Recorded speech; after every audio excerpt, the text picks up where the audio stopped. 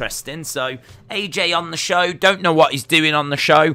I think was it Harley that sent me a message earlier saying that apparently AJ is on the show to try and combat some NFL or something. Like, it's not for any reason other than AJ is needed to battle ratings. And there's a bit of a ratings issue tonight because they're up against some stiff competition. So, yeah, AJ Styles is on. It's not to kickstart a new feud or for this to be like a long feud or a long story or anything along those lines. It's literally just going to be to try and build towards getting a decent rating tonight. So, yeah, I don't know. Haven't actually had a chance to see what they've advertised in regards to... Let's have a little look in regards to NXT tonight. I know that last week NXT's rating was not very good. I'm trying to remember what happened on last week's show, in all fairness. AJ is rolling into NXT tonight, and Grayson Waller will be waiting. AJ Styles is looking to take out his frustrations on Grayson Waller. I kind of feel like they could have done a decent job of building this. Like, AJ Styles is coming to NXT for no logical reason whatsoever. So I don't really understand it, but like from a storyline point of view. AJ Styles will roll into NXT and Grayson Waller will be right there waiting for him. Styles will have plenty on his mind after the disintegration of his relationship with Omos last night on Raw. As the bond between the former teammates has fallen apart, Waller spent his weekend calling out the phenomenal one on Twitter. Following the social media cheap shots and development on Raw, Styles will have plenty of anger to unleash on NXT. Will Waller be ready to shock the universe with another attack on a beloved superstar? Question mark. Right, so we've got, let's have a little look. Tonight, AJ Styles comes calling for Grayson Waller. Dakota Kai against Raquel Gonzalez in a street fight. We've got Pete Dunne versus Tony D'Angelo. Tony D'Angelo against Peter Poppins. We've got Dexter Lumis taking on Trick Williams and more. So there we go. We've got... Io accompanies Zoe Stark to her rehab appointment when the duo run into Legado del Fantasma. So just seeing Io with Zoe Stark and Legado del Fantasma interrupt them. That's from a couple of hours ago. But yeah, as we said, a couple of things on NXT tonight. They must see something in Grayson Waller since they're trying to build him as a massive heel. Personally, I don't think he's anything special. I think he's got a decent size, and I think that you could do some if you give him the right creative.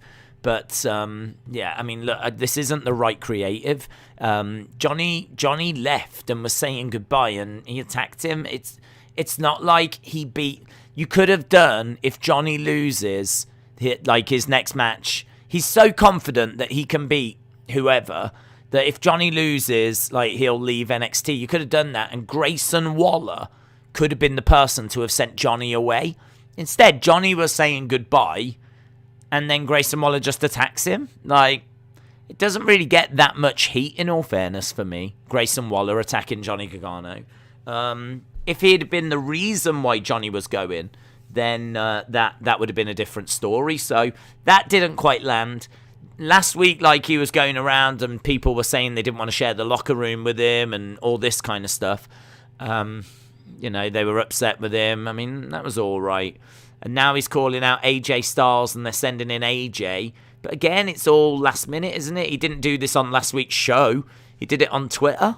And why would AJ even care? I mean, some kid down in developmental is trash talking you. So, you know what I mean? Like, there's levels to this game. I think that the creative is just not there, is it really? Just all feels very rushed, very lastminute.com. What are your thoughts on AJ on NXT? Apparently it's something to do with the competition that's on the show tonight. So they're going up against NFL or something. So they're a bit worried about the rating. So they're hoping that AJ can just pop a rating for them, just help them, you know, not get buried. with what's going on tonight. I mean, I'm not in America, so I don't know what's on tonight, but apparently it's something significant. There's NFL tonight. NXT could struggle, especially after the low ratings they had from last week. Hayden, how are you? I'm doing all right. I like Grayson Waller more now than before when they first introduced him in NXT 2.0, but I'm still not a big fan. Best thing about NXT right now is Toxic Attraction and Bron Breakker, says Brendan. Your eyes, thoughts on AJ Styles. Yeah, I mean, do you think AJ's going to turn face? Someone needs to. That whole thing is just a mess, isn't it, really? I mean, we were saying this last night. It's like you've got AJ and you've got a Moss. Who's the heel and who's the face? Because AJ is the one that was calling a Moss trash. He was like having a go at him, and it kind of seemed like a Moss was going to be the face, but then a Moss got in there and destroyed AJ and didn't really come across like a face. So, I don't know. I can't really get a read of it. It's hard to know who they're going to have to turn one of them. I'm guessing that a Moss is going to be the face. But then saying that, AJ coming into NXT tonight, he's going to be going up against Waller. Waller's a heel. Waller's certainly not a face. So does that mean that AJ is the face tonight? Why is it all so messy? I feel like we could have made this so much easier on ourselves. So we'll see. We'll find out tonight, won't we? Is this AJ Styles' first ever NXT appearance? No, I seem to recall him being in NXT before as we were building towards Survivor Series. So was it Survivor Series a few years ago? I think he was in the ring. And there was a little... Because I think he was in the ring with Gallows and Anderson. But this was back at Full Sail. So, yeah, I don't know. Days, why on earth would they have a Moss as a face? Come on. Why would they have a Moss as a face? Because ultimately you might want someone to face Roman that's got a realistic chance of beating him. So if you have a Moss as a face, you could build towards a Moss versus Roman, which might be your ultimate end goal. It might be like the whole reason why they're building up the monster to put him, give someone foot. I'm not saying that he'll beat Roman, but it would make sense. I mean, I don't see them turning Roman face, but you're going to need to create opponents for him. So you could have a Moss as like the big friendly giant, a little bit like Andre was. Andre was a face for a lot of his career, and he was the person that, if a baby face was in trouble and a baby face needed a mystery partner to take on, stand up for him and be his mystery partner against the heels, like Andre would come into the territory, and Andre was loved. It was only really towards the end of his career that he turned heel when he went up against Hogan. I mean, outside of that, he was it WrestleMania 1? He was the face against Big John Studd in that body slam challenge. So, yeah, having a Moss as a face makes sense. I mean, you can have him as a heel. You can have him as a face. If you have him as a face, then I've got to think they're looking to build him towards Roman, which I got to admit I would be down for seeing, but he needs to improve drastically in the ring before we start getting him against Roman. But I don't know. Who knows what the plans are, which way we're going. Harry said, why isn't Dexter Lumis facing Grayson Waller? Well, they just want to bump the rating, don't they, this week? So that's why they're having AJ come in.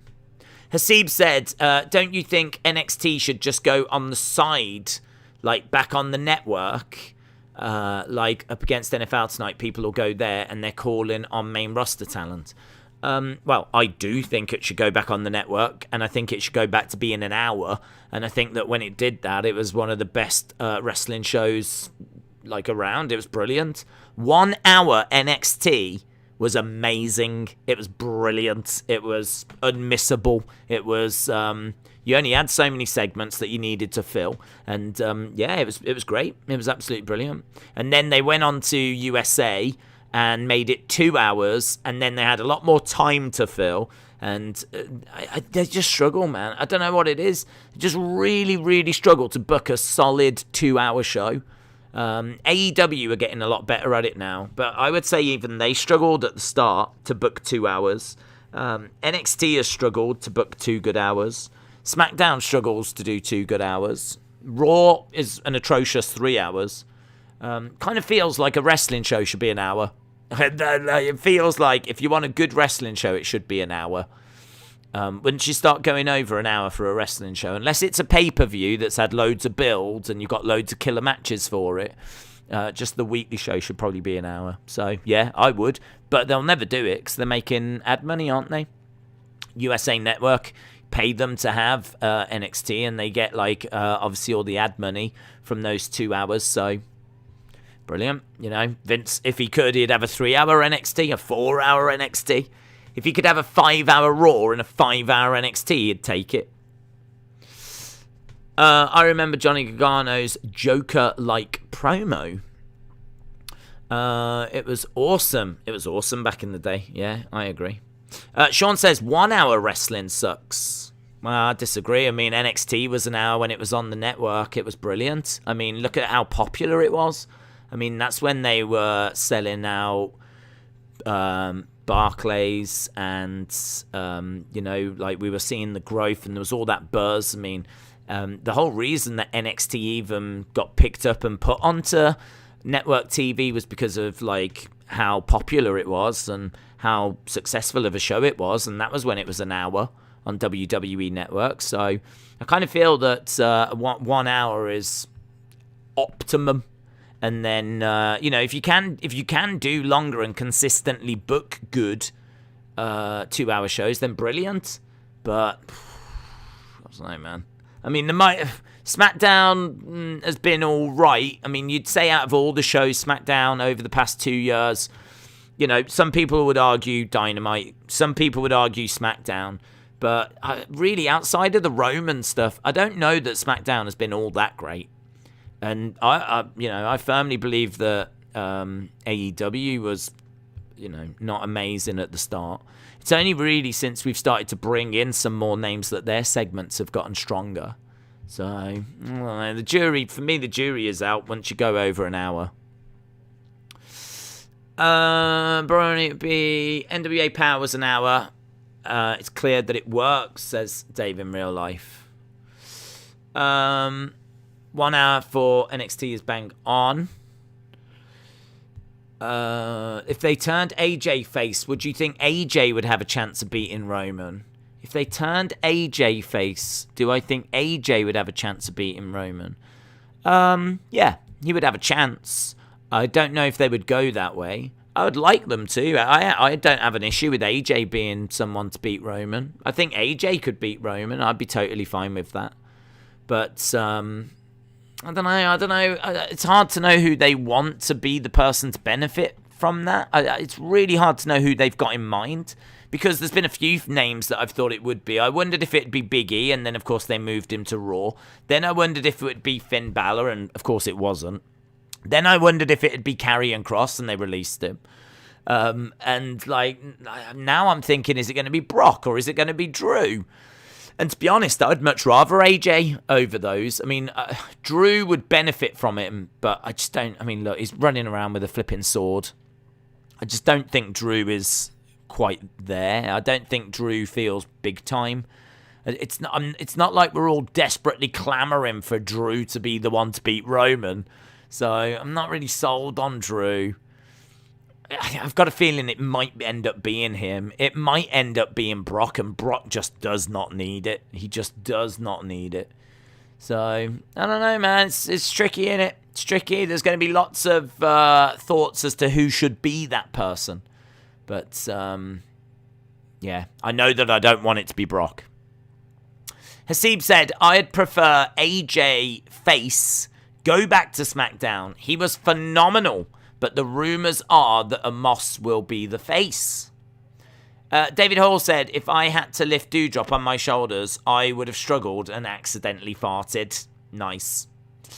AJ versus Roman, sign me up. They had some great matches in the past, so imagine how good their matches can be now that Roman is a heel. Should have been Volta. Yeah, that would have been cool. That would have been cool. I don't know that they really see it in him, though, because he's not, I don't think he's sports entertainment for them. Do you know what I mean? Like, he is big, legit wrestler, and WWE is sports entertainment. So, you know, you're going to... I don't know if what Vince sees in Volta. Right? I have no idea. It all comes down to what Vince sees, isn't it? If Vince sees what we see, and if Vince is excited about, like, Volta, but Volta is, like, your main guy, is he going to shift loads of merch? Are the kids going to go crazy for him? I mean, the kids love Roman, the tribal chief, the head of the table. The thing with Volta is that if you go with him, you're going to need loads of catchphrases. You're going to need, like, he's going to have to be sports entertainment-fied. And I don't want that. I don't want that. AJ is a veteran in the ring, not liking the booking of AJ at the moment, but now AJ is having a feud with the Moss. Do you think it will lead to AJ versus Moss at day one? Yeah, I think so. I can see this being a feud for a while. I don't think there'll be one match and done. I think I heard that they might be having a match on Raw next week, but I don't expect this to be one and done. I think this will go into the new year, and I wondered if it might potentially end up finishing at WrestleMania. Like, you could end up doing a few matches, Royal Rumble. You know what I mean? AJ could grab a hold of Moss and pull him over the top rope, and that would just keep the feud going. So, we've seen loads of feuds that end around this time that end up paying off, like, the final matches at WrestleMania. Really, that's where you want your blow-off. You don't want to be starting stuff at WrestleMania. It's better to just wrap everything up at WrestleMania and then next night start a load of new things. So, yeah, I would be very much looking for this to be a feud. I think it needs to be a feud. I think that Moss would greatly benefit from working a number of matches with AJ. House shows they need to be working against each other, and it doesn't make any sense whatsoever to have one match and be done, because this is a Moss's education. The reason why he's with AJ is to learn how to wrestle, and what an education to actually be in the ring with him. So yeah, I'm not really a fan of rematches, but this makes perfect sense that these would be rematches. So yeah, I think it's going to be a start of something. Seeb said, Days, there's reports WWE have got big plans for AJ and Moss. What do you think, or what do you want? I think AJ Finn at Mania. Remember their TLC match in 2017? I don't know. I don't know where it's going to go. I mean, I think they're going to work together for a while. I really do. I mean, could they be done before WrestleMania? Absolutely. Could this thing continue to WrestleMania? Absolutely. So it's really hard to know which way they're going to go with it. What I know is that Moss is green. He needs a lot of work in ring, and working with AJ is just the perfect solution. Is like, that's the greatest education you can get. So I kind of feel like they need to be working a feud for a while. I've got to think quite comfortably that's going to get us past Royal Rumble at the very least. And then how quickly can you start a new feud for both of them? How quickly could you move them on if you're going to move them on? So it's very difficult. It's very difficult to know what they would move on to. Do you think AJ will be the one to beat Moss? No. I think Moss should be a monster. I don't think AJ should be beating him, but AJ should be working with him and really helping him come across like a monster, showing him a few moves, sell him for him. I mean, AJ has got that ability to make people look like $1 billion. Like, AJ is one of the best in-ring wrestlers in the world. Like, AJ Styles in AEW, working an AEW style match would blow people's minds because he is that good. He's like a Bryan Danielson, So, yeah, I really do think that AJ and Moss working together makes a lot of sense. I think we could all see why they'd put them together. So, as I said, I expect this to be a little while. Question number 1: who is in your Premier League Mount Rushmore, And are you set for Christmas? Am I set for Christmas? We're pretty set. Yeah, I mean, it's a quiet one. We do have family coming round on the 28th. But really, other than that, it's very, very quiet. Who would be on my Premier League Mount Rushmore? Tricky, innit? I mean, there's been loads of great players. It depends how you're judging it. I mean, I feel like you've got to have Alan Shearer. I feel like he needs to be there. For me personally, I would have Peter Schmeichel because he was such a big part of my growing up. And I think probably a goalkeeper should be represented. So I would probably go with Schmeichel, Shearer. Thierry Henry is regarded as like the greatest foreign player to ever play in the Premier League. He was the first pick into the Premier League's Hall of Fame team, all-time 11. So I'd probably go Henry, I'll go Shearer, I'll go Schmeichel. I feel like I need a defender or like a really creative midfielder. It's tricky. It's really, really tricky. I mean, Salah is having an incredible season this season. Ronaldo was obviously amazing. Giggs for his longevity. Kind of feel like Giggs might go in. Yeah, Giggs. I'll go Giggs. Because I'll go Omri. So that's a nice mix, actually. I've got a goalkeeper in Schmeichel. I've got one of the greatest English players and one of the all-time leading goal scorers in Alan Shearer, who just was the biggest name in the 90s. I've got Thierry Henry, who is regarded as the best kind of foreign import and one of the best players the Premier League has ever seen. And then I would go Giggs for his longevity because he goes for about 20-odd years, doesn't he? And has like loads of great moments in the Premier League, great goals.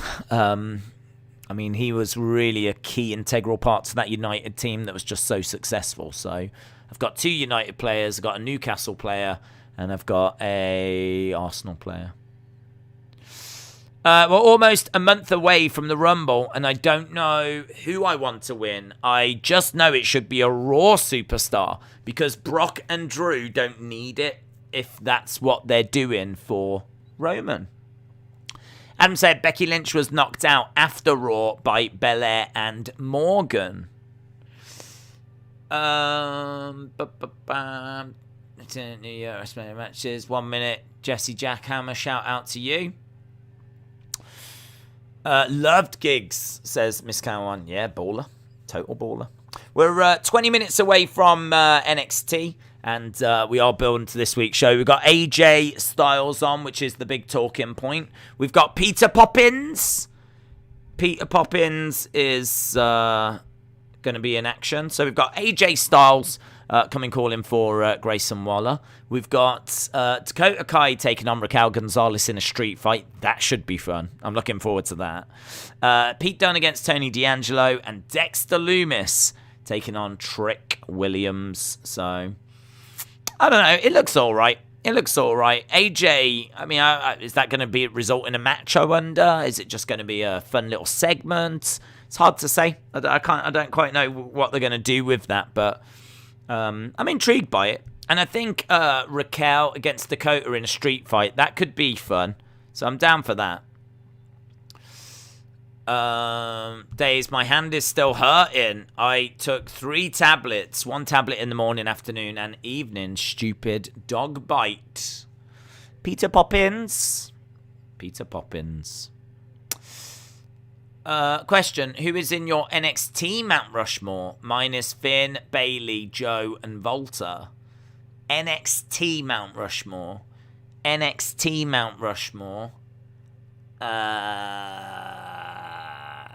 Johnny Gargano. It's really difficult. Johnny Gargano, Adam Cole.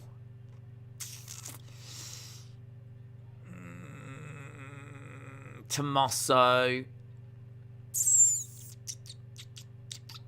And maybe Asuka. Bayley would be in the run-in. Bayley or Asuka. One of those two. I'd need a woman up there in that kind of final spot. So, yeah, one of those. Reason why I say Adam Cole, I mean, longest reigning NXT champ, leader of the Undisputed Era. Just massive part of NXT, wasn't he? I mean, just huge. Reason why I say Tommaso and Johnny is arguably the greatest NXT tag team of all time, but then both champions in their own right. Johnny Gargano having multiple match of the year after match of the year after the match of the year, and having multiple matches of the year with Tommaso Ciampa. You know, not only were they in one of the greatest tag teams, but they had arguably the greatest feud in NXT as well. Both are champions in their own right. In fact, Tommaso Ciampa, I believe, a two-time champion, which is, you know, quite rare. There's not many two-time champions, but Tommaso Ciampa is a two-time champion. Obviously waving the flag still, current champion, carrying over from the black and gold into 2.0. A real connection, a real thread going back to Full Sail through Performance Center going into 2.0. So I do like Finn. Finn would definitely be in my thoughts. Bayley would be in my thoughts. Asuka would be in my thoughts.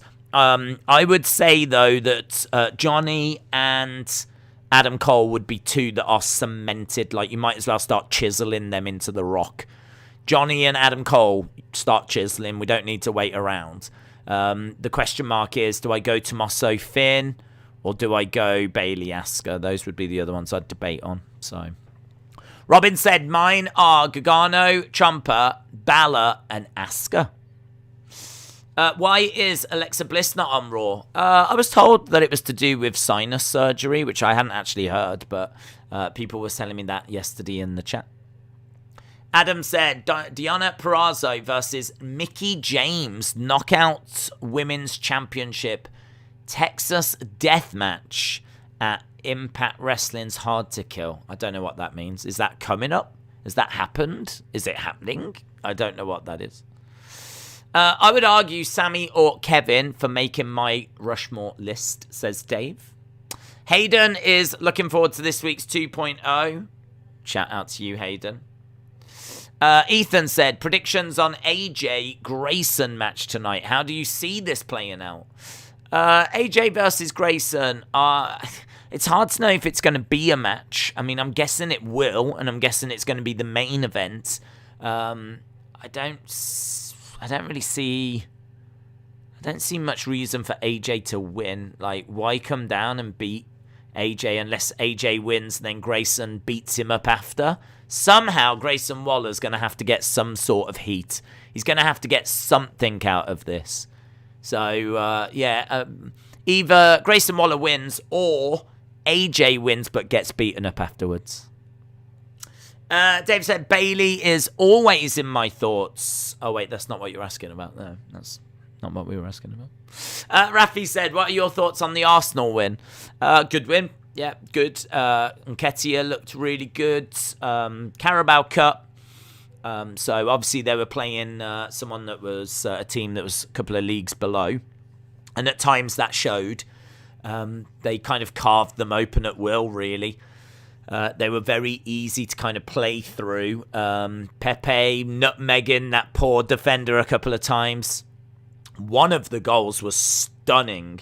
One of the goals actually sees this beautiful ball played through by Smith Rowe. Comes to Pepe, who nutmegs the defender, puts the ball in between the defender's legs. Absolutely embarrasses the guy. Plays the ball into the middle where Nketiah just flicks it in like a little back heel. It was really flipping good, man. It was really good. I was buzzing about that goal. I was so excited. It's one of the best goals I've seen this season. So, yeah, I thought Arsenal looked good, but I don't really know what you can take out of it because they were playing a League One opposition. But 3 more games tomorrow, so we'll have another game on Football Days tomorrow. So, looking forward to that. Days, in WWE, what are the storylines that you are hooked on and storylines that bore you to death? A lot of them bore me, in all fairness. I don't say that as like a knock or whatever, but you've got to be honest. Do you know what I mean? There's no point sugarcoating anything. Like, a lot of what we get in WWE at the moment, let's just focus on WWE. A lot of what we get at the moment is below par. It's not to the standard that we would want it to be. It's not where we would want it to be. We've all got our ideas of what we would like to see, and you know, when you look at like Roman, and you look at the Roman story, and you look at how much praise the Roman story gets, like you look at that and go, well, can we get more of that? Can we get more of that? Can we just have a bit more of that? Like, but there's not really anything like that other than the Roman story. There's nothing that's that engaging, that's that detailed, that's that logical. Like, you look at the Big E story, for example. Big E just, yeah, fine. You know, I'm having a 4-way match now. Yeah, fine. And then you've just got, like, loads of people getting added to this match. Like, I've said before, surely the whole point of Raw is to use those 3 hours to try and figure out who is the next in line to face the champion. Like, the fact we're ending up with a fatal 4-way is surely a failure of Raw. Maybe that's a failure of Adam Pearce and Sonya Deville. Like, they should be doing a better job of figuring out who is the number one contender. I mean, it would seem a bit of a no-brainer that, like, Seth versus Kevin Owens versus Bobby Lashley, triple threat match, winner faces Big E. But, I don't know, you just kind of look at it and you're like, man, this is nowhere near as engaging as the Roman, Paul Heyman, Brock Lesnar stuff. I know they're big stars, but the story is better as well with Roman.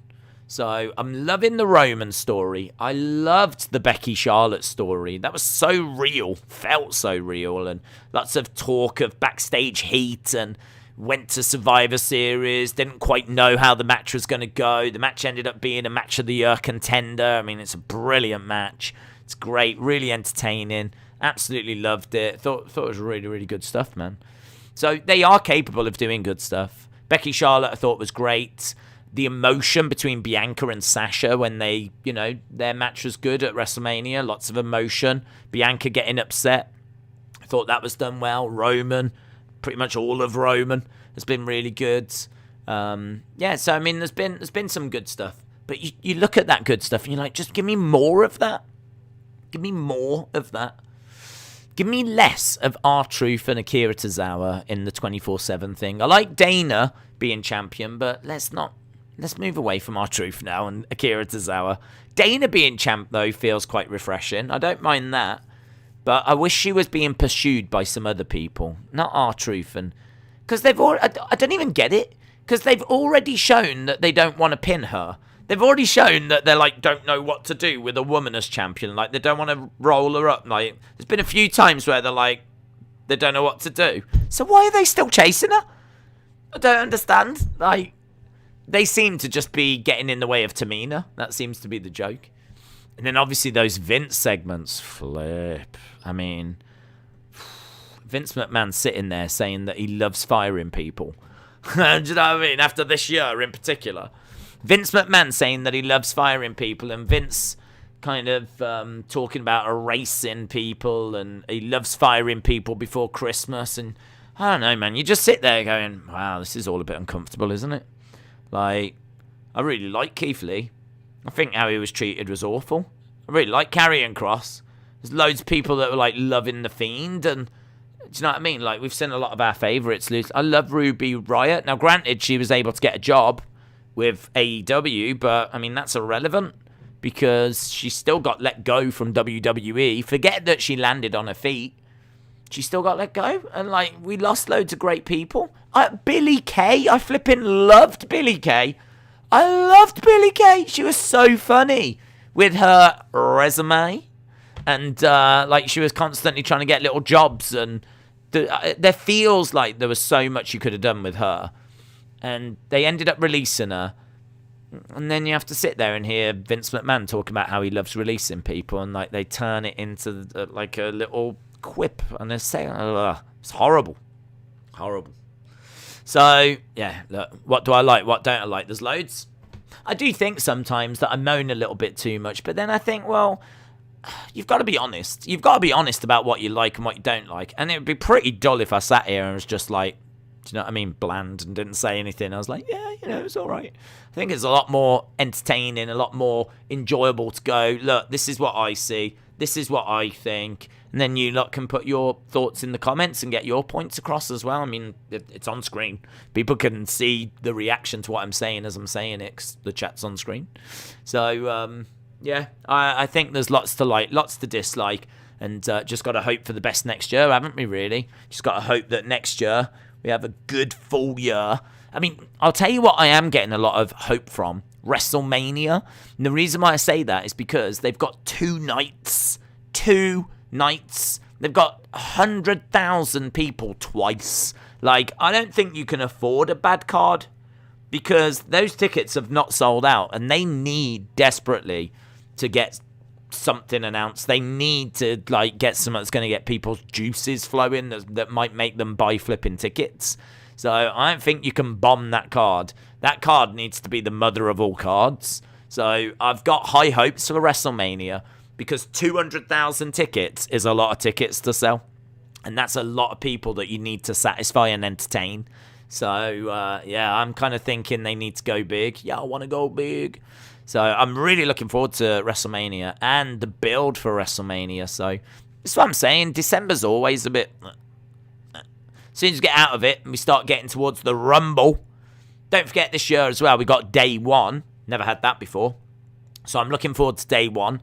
I'm looking forward to the Rumble. Looking forward to building towards the biggest WrestleMania ever. 2 days, 100-odd thousand each day. We'll be all right. We'll be all right. It's just been a little bit of a bad year. What could make people buy tickets? Well, I think you might need Stone Cold, Undertaker. Obviously, you wouldn't be able to have them in matches, but you could advertise something to do with Undertaker. If you advertised that Undertaker was there, that would sell some tickets. So Undertaker could be there as well because it's in Texas and there's a good chance he's going into the Hall of Fame. So, you know, this might be your last chance to see him. Like, him, because, like, you've got to think when he goes in the Hall of Fame, they always have them lined up on stage. And then I can totally imagine the gongs sounding and the dead man walking out, striking the pose as he kind of, do you know what I mean, accepts his place in the Hall of Fame. Like, they always do that little bit on the stage, don't they? So I kind of feel like letting people know some legends, serious legends are going to be there. Stone Cold will be there. And apparently they want him to do something as well. So apparently they want him to be involved in, I don't know, a special guest referee or in some sort of segment. Not just he's going to be there, you know, at Access and whatever. He's actually going to, you know, do something, but not be in a match. Undertaker in Hall of Fame and, you know, letting people know that he'll be there. That could be, you know, convince a few people because it could be your last chance to see him. And then, like, yeah, booking-wise, you're going to need some big matches. You're going to need some big matches. I mean, if you really wanted to go for it, do champion versus champion and unify the belts. You know, it's time to have one champion. I mean, you can always undo it further down the road. So it's, you know, you could easily find a way of undoing it. But for WrestleMania, unify the titles. One, you know, 2 champions go up against each other. Only one person will leave as champion. The WWE Ultimate Champion or whatever, WWE Mega Champion or whatever you want to call it. You could do something along those lines. Champion versus champ. That would intrigue people. And then, like, you know, you might want to do a final match for John Cena. Could have a Cena retirement match. Cena against whoever. And Cena's final match. You could do, like, a really interesting mid-title match with, like, I don't know, Edge Nakamura. Something like that could be quite interesting. I don't know, man. There's loads. I'm sure there's loads of examples you guys have got as well as to what could you do at WrestleMania to get the people to tune in. I feel like you need big matches, big names, big stipulations, things that are going to really grab people, you know. Are you proud of Stone Cold for staying true to his word and not wrestling after his retirement? Am I proud of him? I don't know that I'm proud of him. I don't know. I mean, I suppose I respect it. I respect he's not damaged his legacy. It's not like he's had matches and they've been awful and he's been to TNA or whatever it might have done. So I respect that. I respect the fact that he's kind of stayed true to his retirement. I do respect that.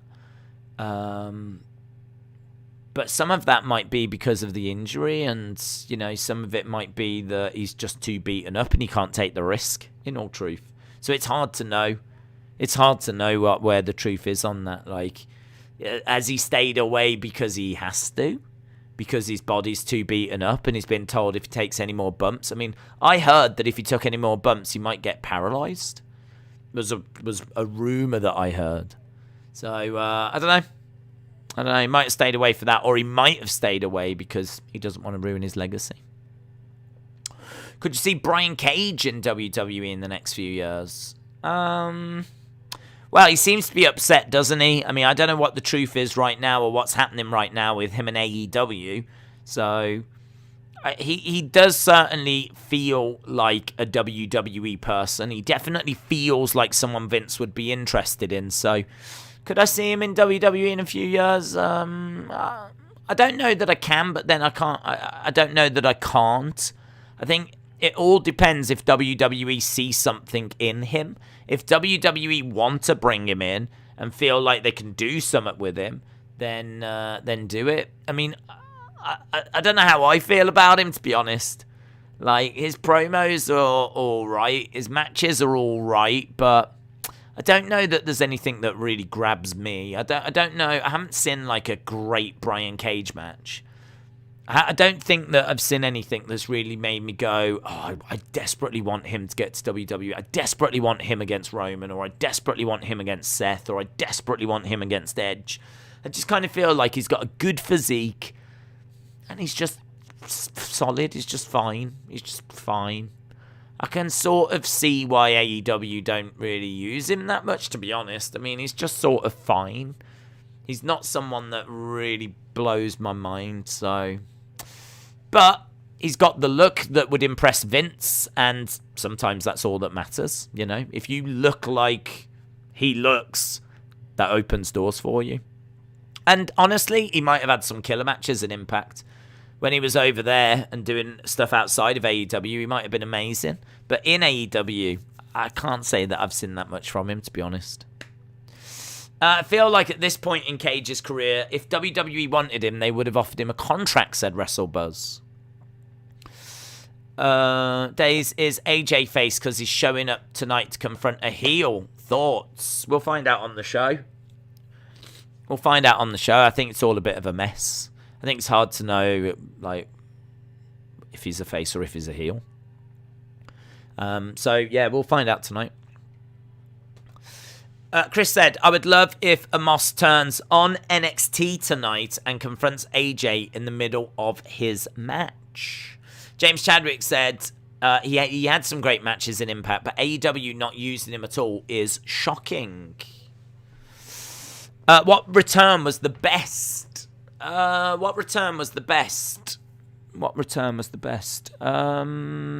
Maybe Cena or Brock. Cena at... when was Cena, actually? It was on a SmackDown, wasn't it? So Cena was a very good return. It was done very, very well. Brock at SummerSlam. I mean, the thing with Brock was I didn't expect it because they'd already brought back Becky. So I didn't expect both. I mean, the Becky return is ruined by the fact she then squashes Bianca within 27 seconds. Oh, hello, we're going straight over, are we? Straight over to Ciampa, who's in the ring. Let's see what Tommaso's got to say. Here we go. Tommaso Ciampa.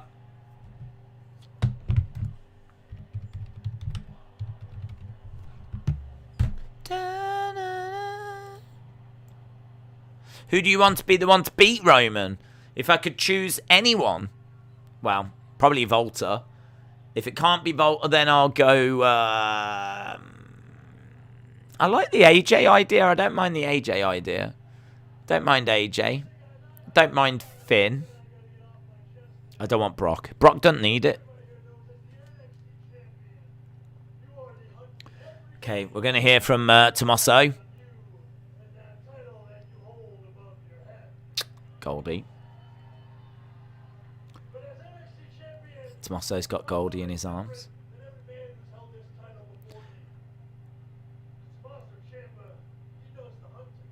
Tommaso Ciampa does the hunting. Last week, Bron Breakker, you were the hunted.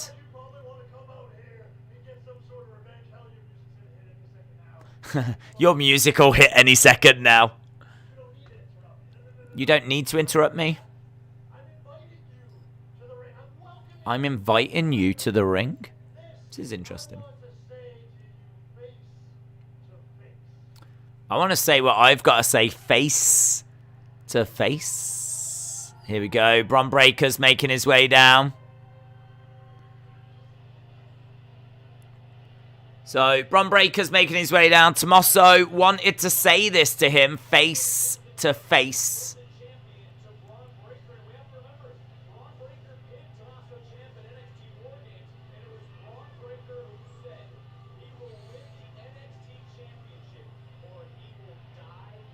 Okay, so Bron Breakker getting in the ring, walking around. You don't need a microphone.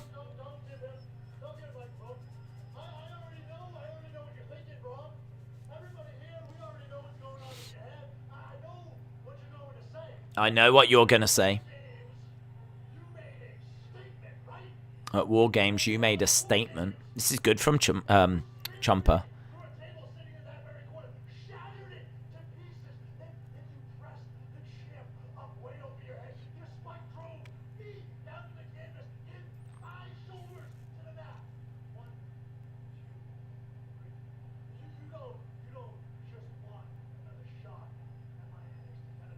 You don't want just a shot at my NXT title.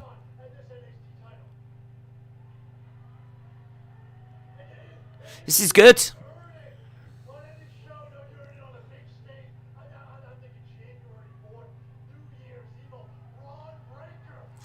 January 4th, New Year's Evil.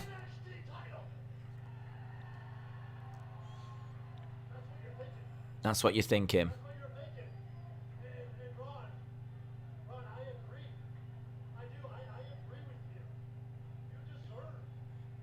You deserve this.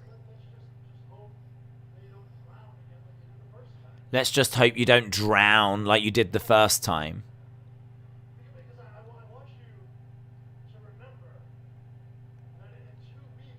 Tommaso's doing a lot of walking around whilst cutting a promo. I've criticised Bron for that before. And Tommaso's doing it, look. He's pacing all over the place.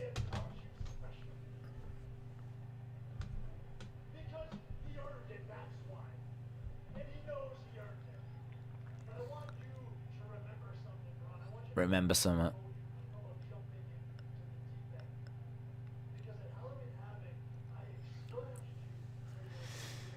At Halloween Havoc, I exposed you for your inexperience.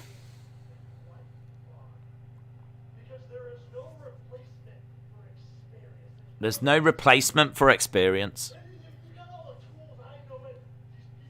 You've got all the tools. I know it. These people know it. Your strength is for days.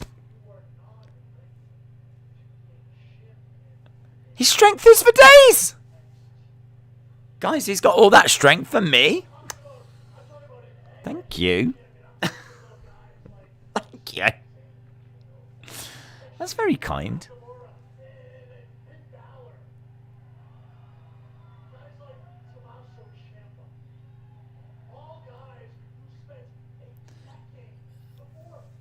Okay. This is a great promo.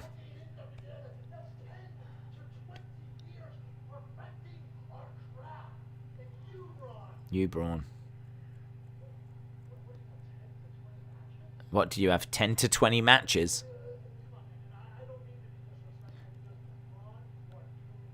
You're doing great. You're doing great.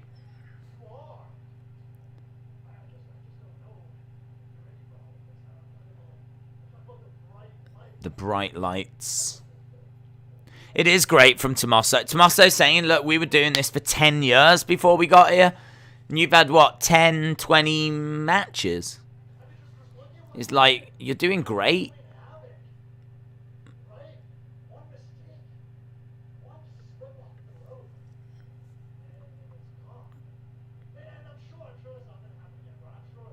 I'm sure that won't happen again. One mistake.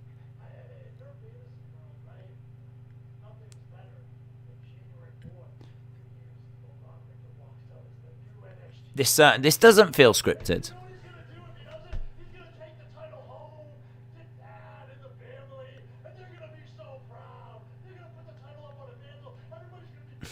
He's going to take the title home to Dad and the family. You did it, little Bronny.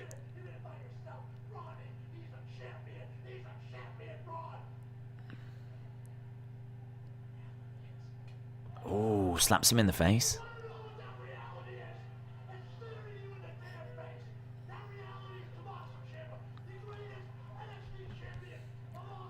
The greatest NXT champ of all time. Bron picks up Tommaso.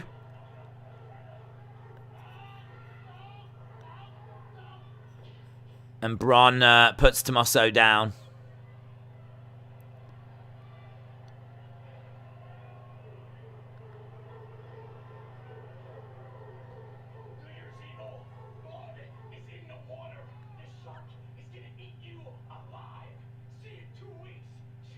See you in 2 weeks, champ. Good. Very good. I like that from Bron. A lot more focus from Bron, you know. Not as, like, silly. No smiling. Stood there. Took the promo. Delivered a good line back. See you in 2 weeks, champ. Good all-round, man. Ciampa doing some amazing work. Bron really solid. Just really solid start.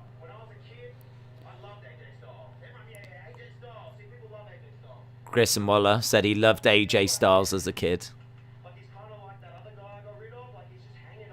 He's just hanging on.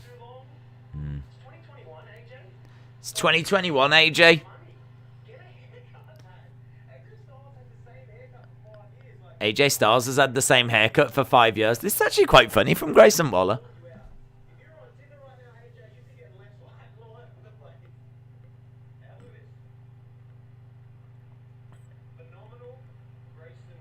Phenomenal Grayson Waller.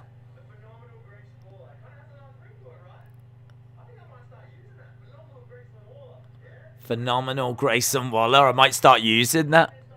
I never saw this. When I heard he was like laying into AJ online, I was just thinking it was a few tweets. I didn't realise it was a good little video like that. That was good. Tonight, the phenomenal one, AJ Styles is here. I just wished Waller had done that on in the ring last week. That's all.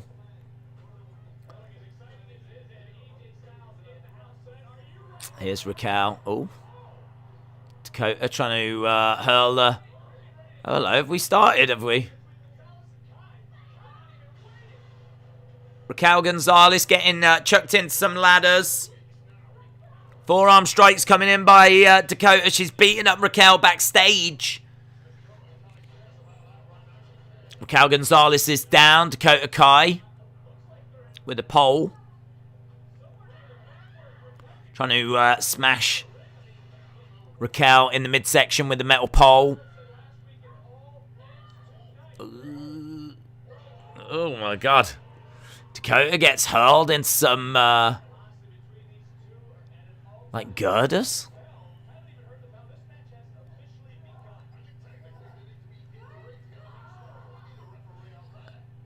They're saying technically we need to get this in the ring to actually start it. But right now we are backstage. I tell you, it's got a lovely pace to the show, this. You start off with Tommaso Ciampa in the ring, which is really good. And then he cuts a great promo. Then you go to that really good Grayson Waller stuff that was online, which I'd never seen. Now we're just going straight into a brawl backstage. Like, the pace of NXT tonight is really good. Much better than it has been. So, Dakota, I mean, I feel like, shall I change this over? Because this is definitely not a Ciampa promo. Dakota Kai versus Raquel Gonzalez. I don't know if this is pre-recorded or if this is happening live or what we're actually seeing here. I know it's meant to be live, but I don't know if it is. Hashtag street fight. Dakota Kai is down. Raquel Gonzalez grabbing Dakota. Picking up Dakota. Slamming her onto one of those trunks backstage. Where are you running to?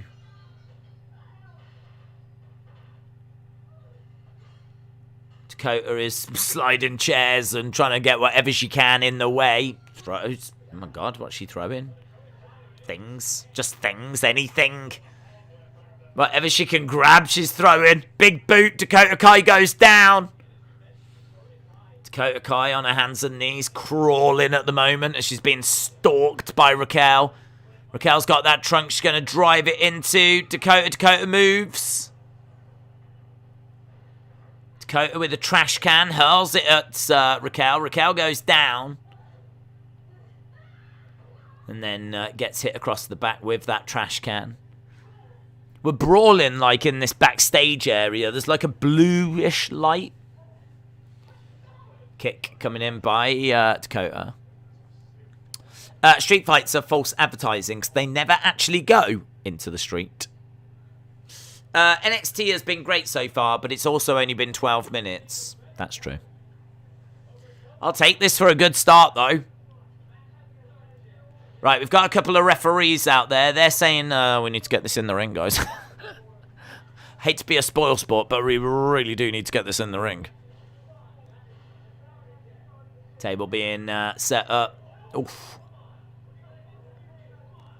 Trolley driven into the legs of Dakota. Dakota's on a trolley. Where's she going to wheel her? Oh. Into the shutter. Dakota goes into that shutter and flops down. Table gets pushed over. Raquel's looking for something here. Is that a cherry picker? That could be interesting. Dakota goes through a door. I don't know if she's going to the ring area.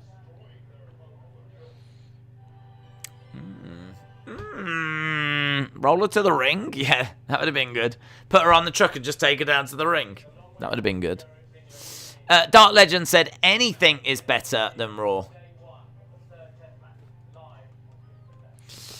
Well, this is pretty interesting. I think I like the pacing of the show. 15 minutes in, and I feel like this, you know, sometimes you can watch a show and you're like, oh my god, this is going to be a long 2 hours. But this feels really good. Really good pace. Love that promo between, I mean, it wasn't amazing. It wasn't like CM Punk, MJF, but it's good. I mean, it did the job.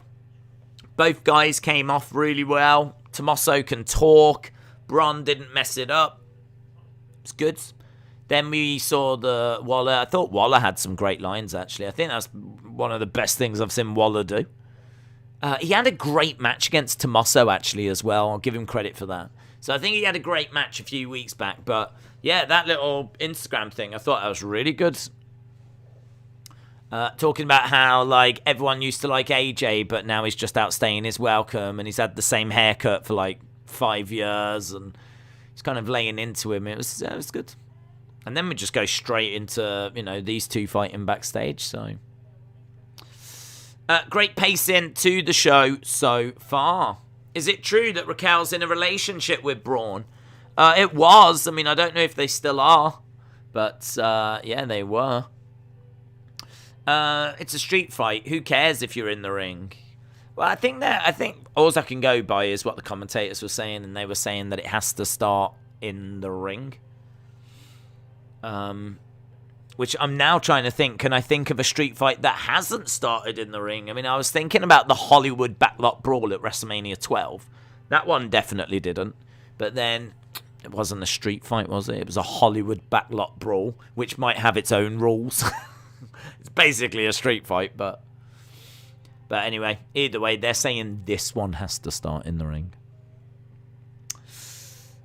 Every year my family's opened one Christmas present early, and my mum got me the new Elite Series, Hey Uso. Hey Uso. Is that an Uso? Hey Uso. Elite 90, Hey Uso. Brilliant.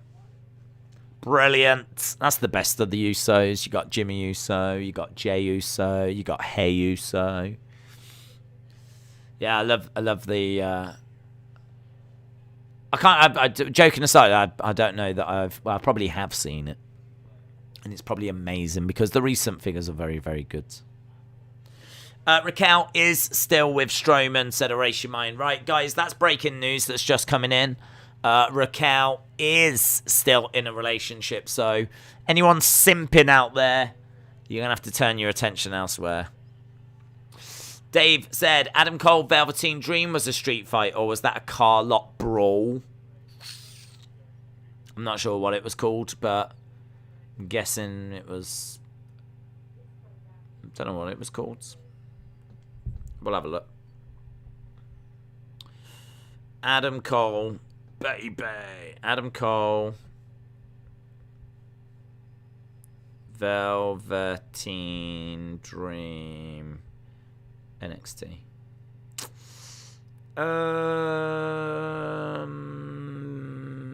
Backlot brawl. It's another. So yeah, it's another one. We had the Hollywood brawl, and this one was a backlot brawl.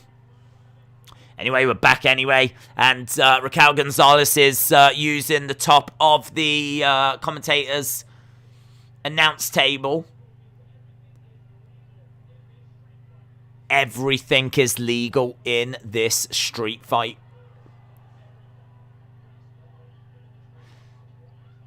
So Raquel throwing kendo sticks over to Dakota. What is it with people giving kendo sticks to their opponents? Liv did that on Raw last night. Ring steps being hurled at Dakota. Dakota moves out the way. Big boot, and Raquel goes on top of him. Face first into the ring steps. This should be decent, man. This should be decent. I'm just seeing moments. I like this as well. Showing us things that... Do you know, I've criticised this on AEW. I don't want the action to stop when I'm not watching. Like, we've come back and it's red hot. The crowd are red hot. Like, this fight is well underway. And it doesn't feel like they just spent moments standing around waiting. It feels like they've been fighting all during the commercial break. Like, I want to see what's happening. Like, I should be gutted when I go to commercial. Because it's like, oh, I want to see what's going on. Well, if you want to see what's going on, get tickets to be in the crowd. And otherwise, you're going to have to wait until after the commercial break. Like, that is so much better than just stopping the action. Dakota on the edge of the ring. Kick to Raquel. Dakota going for a kick.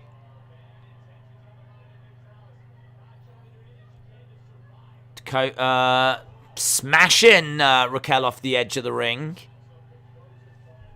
Dakota Kai looks a bit of a mess.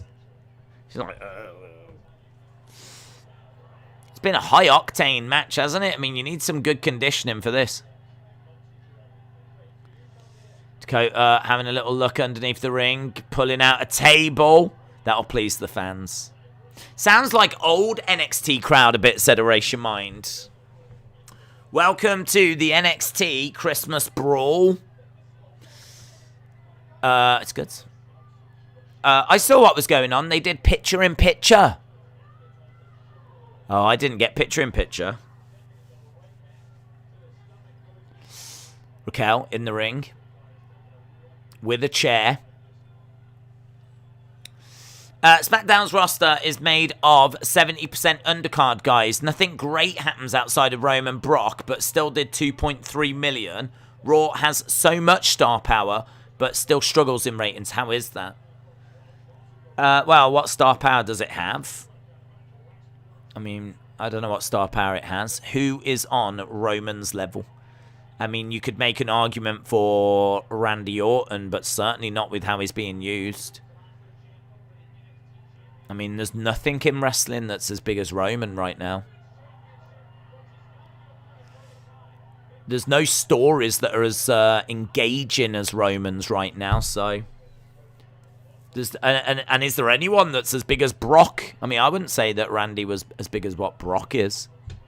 If you think about how much Brock has done and achieved. Randy's had a lot of like main events or whatever, but it's spaced out over a long period of time. Brock keeps having like, you know, little bursts. Goes away for a while, then comes back and does another run. That was good by Dakota. She put a trash can onto Raquel and then jumped off onto the trash can. Look at that. Proper dented the trash can onto Raquel. I like that spot. I don't mind that spot at all because it looked pretty vicious. And it totally wasn't like Io putting the stupid trash can on herself, which is just stupid. She put it on Raquel and then jumped on top of it. It looked pretty good. The only thing is that Raquel has now popped up and done a powerbomb. She needed to maybe sell that a bit longer for me. Like, that was a really good spot, that trash can spot. I'd like to have seen her, like, really suffering for a bit. Instead, she just grabs Dakota and powerbombs her onto some ring steps. Crowd are chanting one more time. Slapped by Dakota. Raquel's got Dakota over by the announce table. She picks her up. Hurls her into the ring. Gets in the ring. Dakota trying to grab a hold of a trash can. She's trying... Oof. Kicks out at Raquel. Big boot. Dakota goes down. Raquel has got Dakota up. She's going for a massive powerbomb onto that trash can. 1, 2, 3. That was just like 1,000,000 miles an hour, that match. It's very good. I didn't want to do it, she says. Looked like she wanted to do it.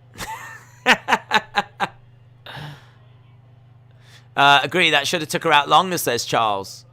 I haven't really got many criticisms for this match. I thought there was some great looking stuff in there. The powerbomb looked great. Dakota jumping off the edge of the ring onto the trash can looked great. I love the fact there's a table set up in the ring and they don't use it. Genuinely, I love that. I don't think when you set things up, they should always get used. So there's every chance that it will get used now. She'll end up getting speared through it or something. But I kind of like it. It feels more realistic. Because sometimes you would set stuff up and it wouldn't get paid off, you know. Yeah, good. Pretty good, said Miss Clownworm. Pretty good. The Dakota gimmick isn't working for me. Good match. Vin said that match was fire. Days, the match was so good, and Matt Riddle is on Roman's level. No, he's not. Joseph said, I think the match was a 4.5. B-Mess says, what a start. Salvador said, I've watched NXT for years, and the crowd always seem to have a good time.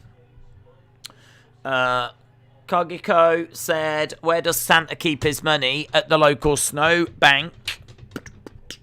Rai said, Raquel will be called up soon enough. Maybe the Rumble will be her first appearance.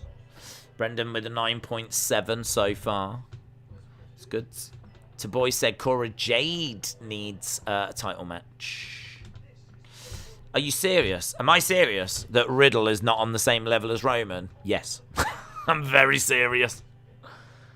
I couldn't be more serious. One is single-handedly carrying SmackDown and is regarded as one of the best wrestlers of the year. He's got merch that says the Needle Mover. He's in, just doing killer segments after killer segments with like Heyman and Brock. And the other one is in RK Bro and, had a nice hot start and was quite popular after WrestleMania. I do feel like that settled a little bit. I don't feel like Riddle is as red hot as he was. But, he's all right. He's all right. I think people were into him when he was dressed as Randy. I think that was a fun little moment. Him coming down on his camel.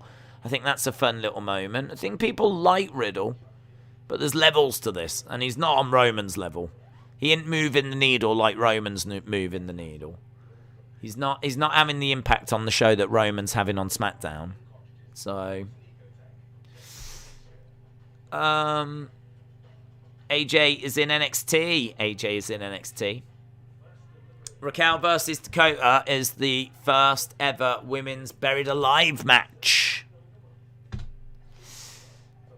Right, we are at commercial break. Days, another question. Who's in your WWE Mount Rushmore from 2000 to now? Mine would be Cena, Roman, Becky, and Taker. Mount Rushmore from 2000 to now.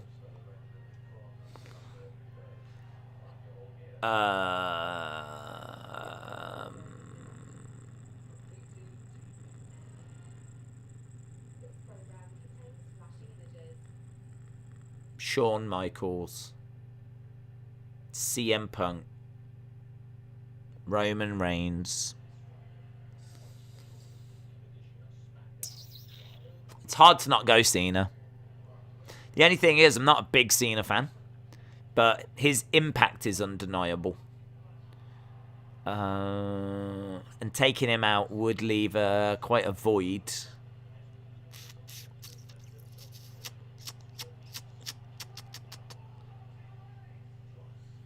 Yeah, I'll go with that. It's the easy one. I'll go Cena, CM Punk,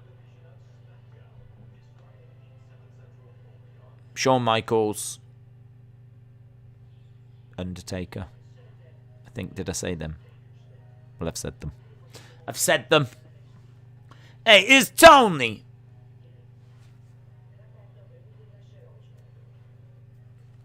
Tony's fighting tonight, isn't he? Can't remember against who. Someone. Peter Poppins, I think.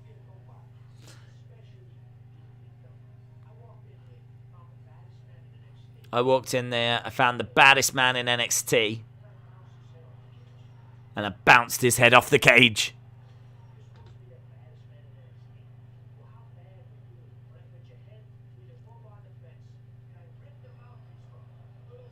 How bad was you when I put a crowbar in your face and I ripped your mouthpiece out?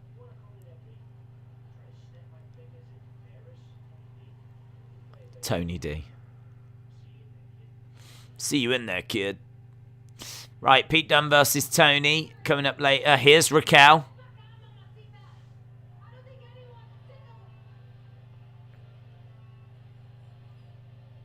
Okay, Cora Jade's coming out. She was calling out...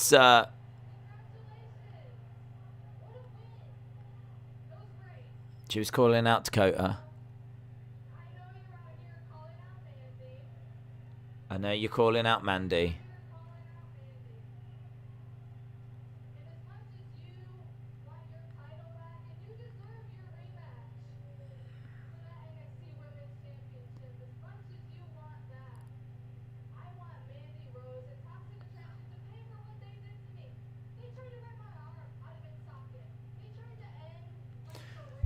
Okay, Cora Jade says she wants to get Mandy Rose.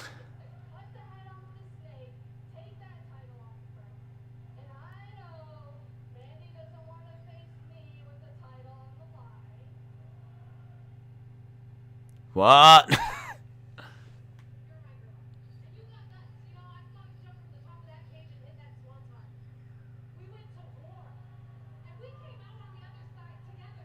We went to war. And we came out together. But the women's title is every woman for herself.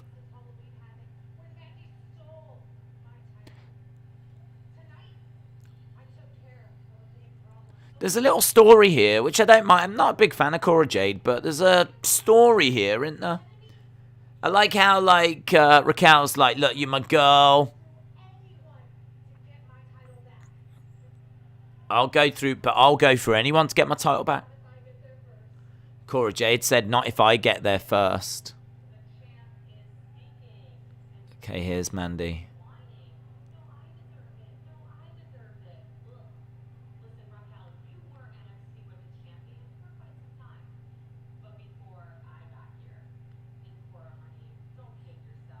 Cora, honey, don't kid yourself.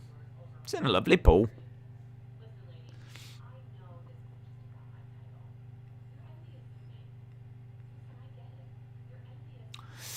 It's been a decent show. Only going to get better. I feel the first match was a bit short. Aaron, shout out to you, dudes.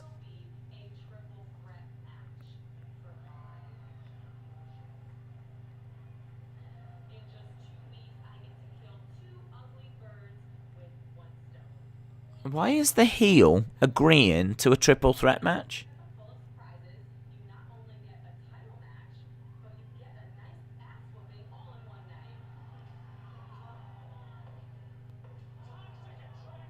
I think, did Cora Jade just get hit with a kendo stick and didn't even feel it?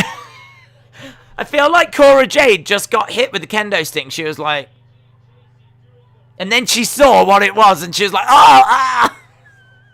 Ah! I've never been in so much pain in my life! Ah! So, the other two of Toxic Attraction, JC Nobody and GG Nobody, have taken out Raquel and Cora. And I don't think Cora realised she was being hit then with a kendo stick. Don't get why Mandy Rose has agreed to a triple threat match. Why would a heel propose that? Why would a heel that desperately wants to keep hold of a title agree to a triple threat match? Doesn't make any sense. Look at Thingy behind him. I'm loving her gimmick. Look, she's got a pillow and she's all like... all snuggled up in the background behind the commentators.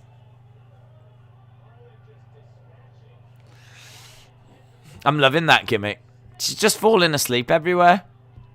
Makes no sense, but I love it.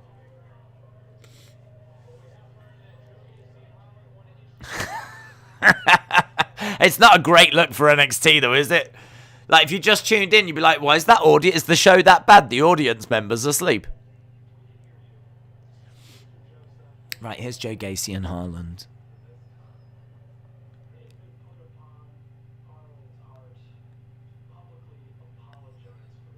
Yeah, Haaland's publicly apologising for his actions. He's a very sensitive man. Mm-hmm. Yeah. You can see the look of regret written on his face. I can see it. I can see it.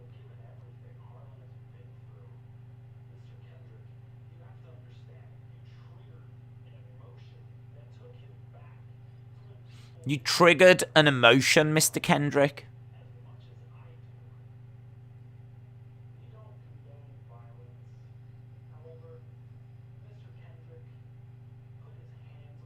Mr. Kendrick trained Eva Marie. I wonder if Mr. Kendrick might be Haaland's first... Well, it's not going to be his first opponent, but...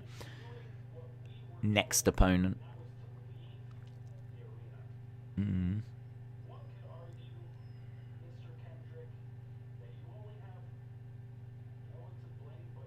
One could argue, Mr. Kendrick, you've got no one to blame but yourself.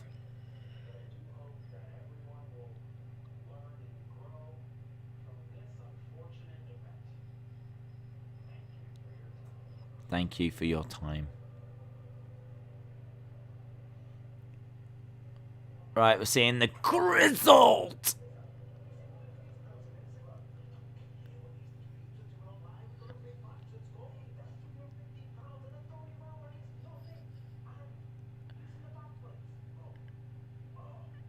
They're watching the Creed brothers on line.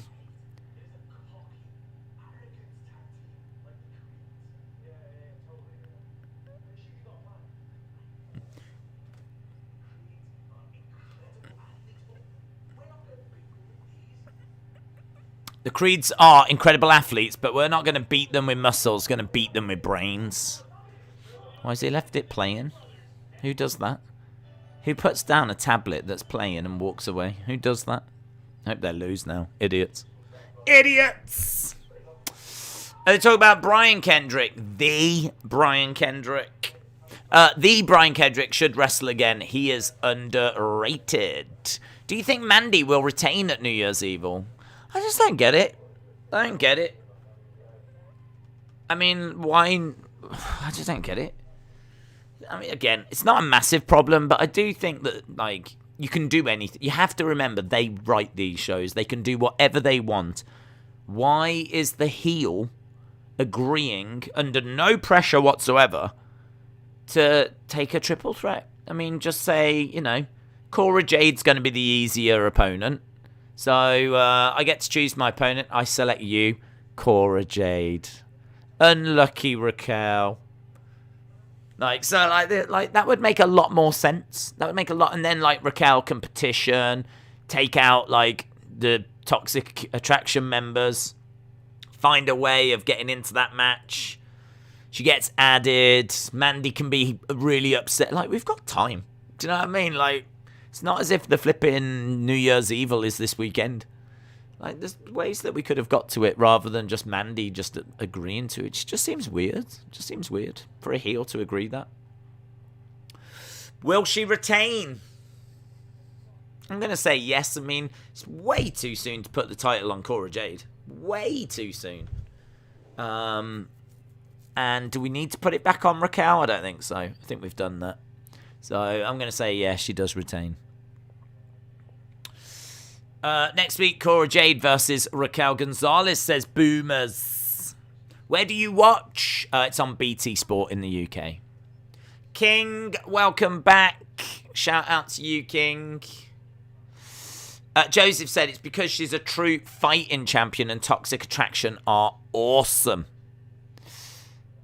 I hate that, though. Can I just say I hate that? A true fighting champion will defend the title, but not in a match where the odds are against you. It doesn't make any sense. I mean, Cora Jade could end up pinning Raquel, or Raquel could pin Cora Jade, and then Mandy's no longer champion.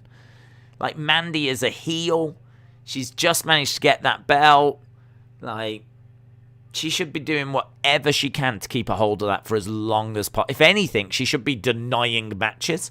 If anything, she should be trying to find a way of getting out of even having a match. Not turning around going, I'll take them both on. I just don't get it. And I'll never get it. What do snowmen take when the sun gets too hot? A chill pill. A chill pill. Right, we are at commercial break. We're 20 minutes away from the halftime scores. I do think it's been a good show so far, though. Do think it's been a good show, considering NXT 2.0 can be very hit and miss. This one is hitting, I would say. It's hitting. We're doing all right here. We're doing all right. So, yeah, it's been all right. Let's see if we can keep this momentum going. Well, we can. Look, we've got Indi. Always great to see Indi Hartwell.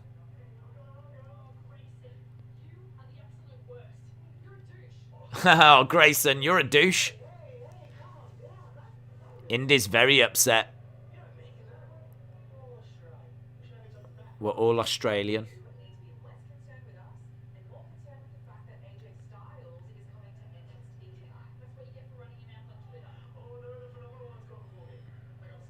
I'd like Indi to be the women's champion. Indi against Mandy and Indi winning the title. I can definitely vibe with that.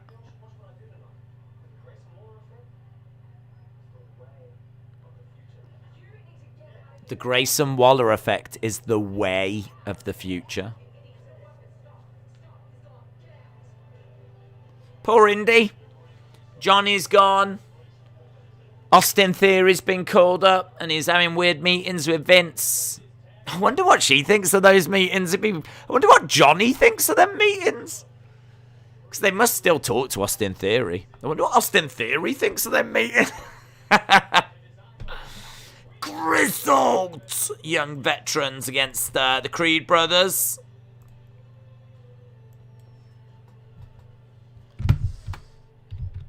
Creed brothers versus grizzled young veterans. Days, I think Mandy is a heel type that's overconfident, which is why she is accepting. I just don't think there should be any heels that are putting themselves in that situation. I think it's one thing to accept a match against someone, but another to put yourself in a match where you're at a disadvantage. Like, I don't see why any heel should do that. I can't see an argument why any heel, or face for that matter, should willingly, knowingly want to put themselves in a triple threat or a fatal four-way or something along those lines. So I just don't like it. I don't like it.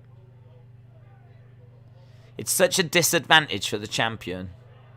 I mean, I've been very critical of Big E doing the exact same thing. So, don't matter if you're a face or if you're a heel. The only difference is, if you're a face with Big E, like we're seeing that. I'll overcome the odds. It'll be alright. Believe in yourself. So, at least you've got that with the face. But with the heel, you ain't got that at all. The heel should be flipping, losing their minds. Upset they're defending the belt at all. Do you know, the best heel for not defending their title and staying champion for as long as they can is probably Nakamura, and he's not a heel. Like, that guy has managed to avoid defending that title for months and months and months. He's doing better heel work than the heels. They could have made that a story. Imagine if, like, Adam Pearce was, like, asking Nakamura to defend his title, and he was like, Nakamura, boo-boo. Something like this. And Adam Pearce is like, oh. And then, like, you know, Nakamura can't defend his title. Like, maybe you could have made it a storyline. Instead, he just hasn't been defending. But I think he will be defending at day one. Nakamura is the greatest heel. I know, man. He's managed to do what the heels can't, and that's avoid defending his title and holding on to it for a flipping long time. You're not seeing Nakamura going into the triple threats or fatal four-ways. You're not seeing him defending the title one-on-one. I don't know how he's done it. But he's a genius. Every champion can learn from Nakamura. Just think, if Cora was 10 years younger, she would be perfect for the guys that work at CNN. I don't even get that. We don't have CNN. Well, do we have CNN? I don't know if we have CNN. I don't think we do. We have Sky News and BBC News. I always watch BBC News. Against the ropes goes Creed, Brother 1, who gets kicked in the back by Gibson.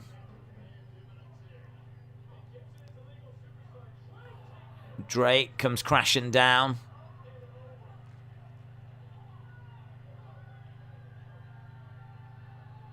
What's happening now? Jacket Time have got their own table. Oh, this is cool. Jacket Time have come out with their own announce table. Okay, that could be fun. Jacket Time have just come jogging out with their own announce table, and they've gone and put it down. Oh my god. That could be fun. That could be good. I mean, someone will end up going through it. But, can't wait to see what happens there. Jacket Time with their own announce table. I love how they were jogging in as well. Carrying it in. Pop, pop, pop, pop, pop. Popped it down. I think it's got like a big smile on the front of it. This could be funny. they're a bit like, oh, I mean, part of me is like, oh, is this really how you're going to use KUSHIDA? But then part of me is like, oh, they do some good stuff. This could be alright. This could be alright. Aussie women's wrestlers, Rhea Ripley, Persia Pirotta, Toni Storm, Indi Hartwell, Emma, and the Iconics. Iconic. Oh, oh, oh, oh, oh. I miss them, man. I miss them. I Wish Days asked LSW what he thought about Jacket Time. LSW, what do you think about Jacket Time? There we go. Done it. Done it. Heather said Shinsuke hasn't avoided it. They just haven't booked him. Because he's stayed out the way. And they forgot. He's never around backstage and they're like, right, we need to, who we got? And they're having a look and there's no Nakamura. Clever. When do you think Cora Jade will win the title? She doesn't need it for a couple of years. I mean, honestly, she doesn't need it next year. I would be putting it on Indi Hartwell first. Before I put it on Cora Jade. Cora Jade's like 22. I mean, she needs feuds and, you know what I mean? She needs to establish herself. So, yeah, I wouldn't be putting it on Cora Jade anytime soon. How much does BT Sport cost? I don't know. It's all part of a package that we have with our Wi-Fi. So, I genuinely don't know. I think you can get it for about £25 on its own online a month. But I don't know what we pay. Cora's 20. She's 20?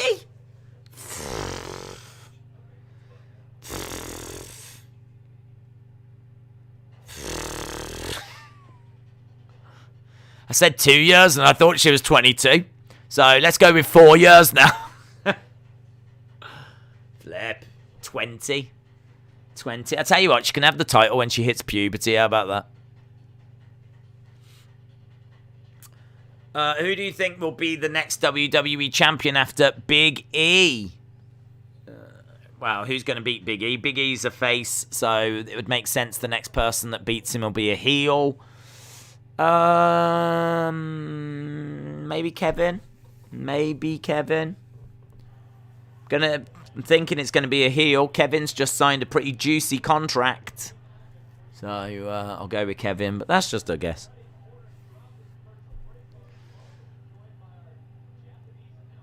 Yes, Japanese announced team. There we go.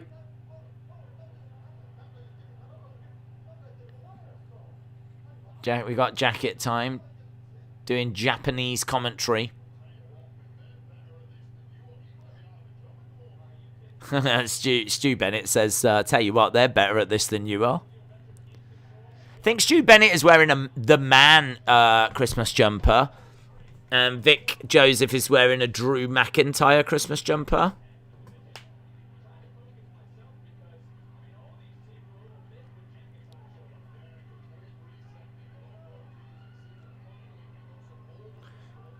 Right, we got this Brooks and Jensen. Make Briggs and Jensen. Briggs and Jensen. They've made their way out. WWE releases. Out of all of the WWE releases, the average age of wrestlers was 23 to 32, yet they want young stars. That's interesting. I mean, I don't think all of those releases were because of their age. Some of them was because they just didn't see it in them for some of those NXT talents. Like maybe they weren't developing like how they wanted to see them develop. Some, might have been because of creative differences. I mean, they did release a lot in NXT. I mean, they had a lot on the books, in all fairness. But still doesn't excuse people losing their jobs. And it certainly doesn't excuse why Vince would then bring it up on the flipping A show. Drop kick by one of the Creed brothers. Creed brothers slapping each other, getting each other fired up. With James Drake plants him down. 1, 2. Shoulder up. Shoulder up. Shoulder up. Everybody, we got a shoulder up. Forearm strike by Drake. They released Keith Lee. Keith Lee. Yeah, I mean, I don't know why. I mean, the only thing I would say with that is that Keith Lee there might be health issues. He missed a lot of this year because of health problems. So we don't know what condition Keith Lee is in. Like, was there some concerns that, his health might be, quite bad, or it could be an issue that shows again?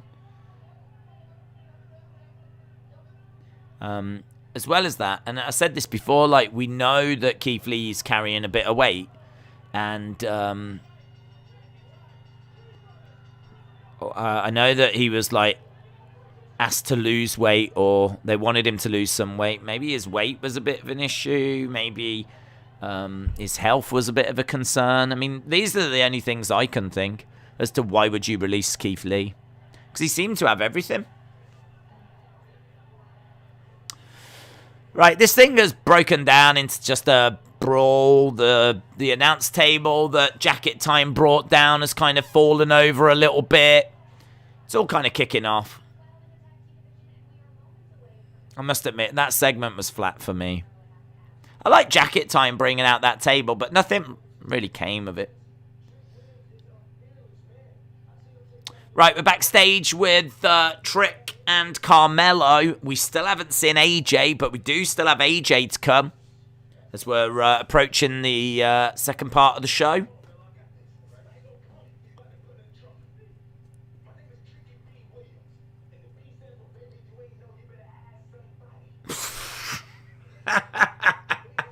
My name is Trick B. Williams, and the B stands for baby. If you don't know, you better ask somebody. That's long. Trick, baby, if you don't know, you better ask somebody, Williams.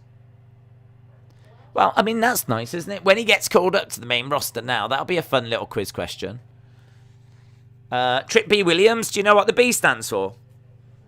He did reveal it once on NXT. It stands for, baby, if you don't know, then you need to ask somebody. NXT Shop. NXT Shop. Scott said, that was a bit messy. I think the second hour will be make or break. Days, do you like the idea of a mid-card champ being able to vacate the title in trade for a world title match?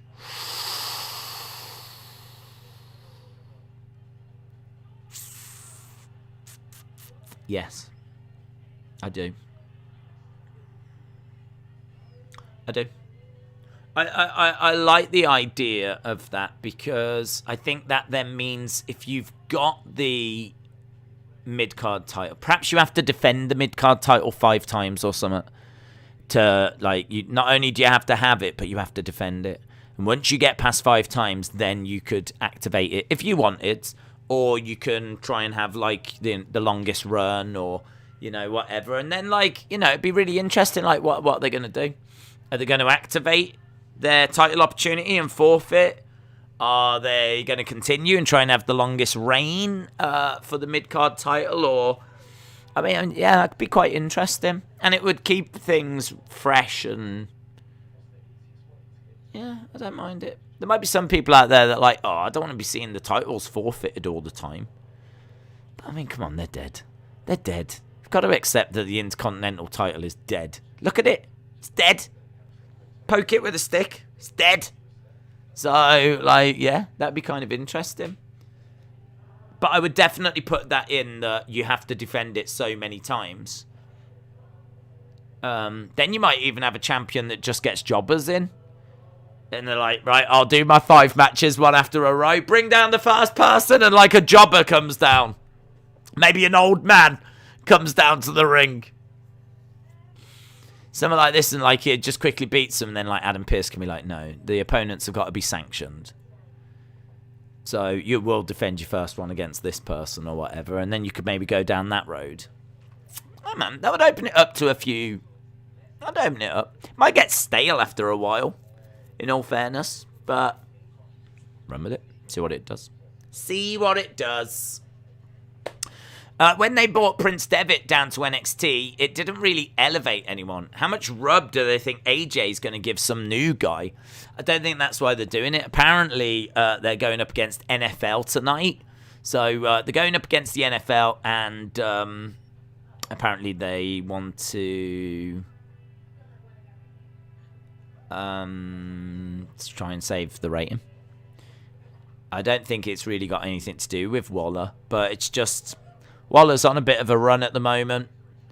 You know, he attacked Gargano. Just, right, we need to bump the rating. We've got AJ. How are we going to use him? Well, Tommaso and Bron are already doing something, so... Waller? I think it's just that.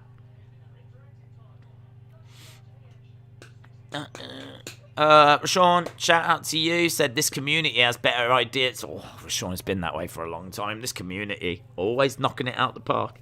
But yeah, I like that. I think it was that Liv and Zelina. Stan. I thought of it mostly because it'd be a way Sammy could get his Universal title match back. And also, then it makes more sense as to why would anyone want to go after a mid-card title. Like, it just completely explains that, doesn't it? Because, like, when people are like, oh, I have been going after the WWE title, but now I'm going to go after the Intercontinental or the United States, you go, why? Why do you want to do that? But yeah, that would make more sense. Right, we just seen earlier EO having a go at Legado del Fantasma. Oh, EO. Everyone knows you're crazy. I'm not afraid of you.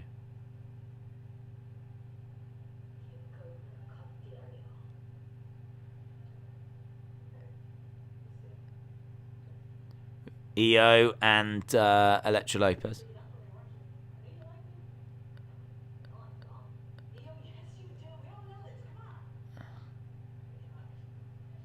Seeing Zoe start.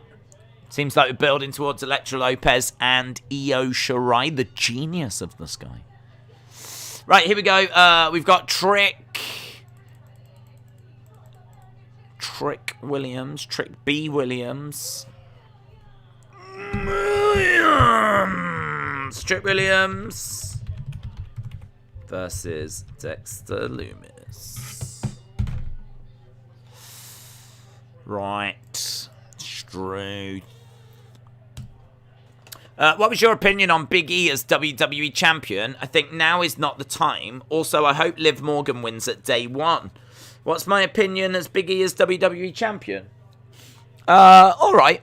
He's been alright. I mean, his match with Drew was alright. Pretty good at Crown Jewel. He had a match against Roman, which I really enjoyed at Survivor Series. Don't like the Fatal 4-Way thing. I want him to have a feud. I'm waiting for a feud against someone, like back and forth, promos, getting his teeth into something. So I'm still waiting for that feud, really. I mean, I think he managed to win the title off Bobby. I suppose he had a little feud with Bobby. They had a cage match and whatever. The problem was at the start of his title reign, it still felt like he was New Day.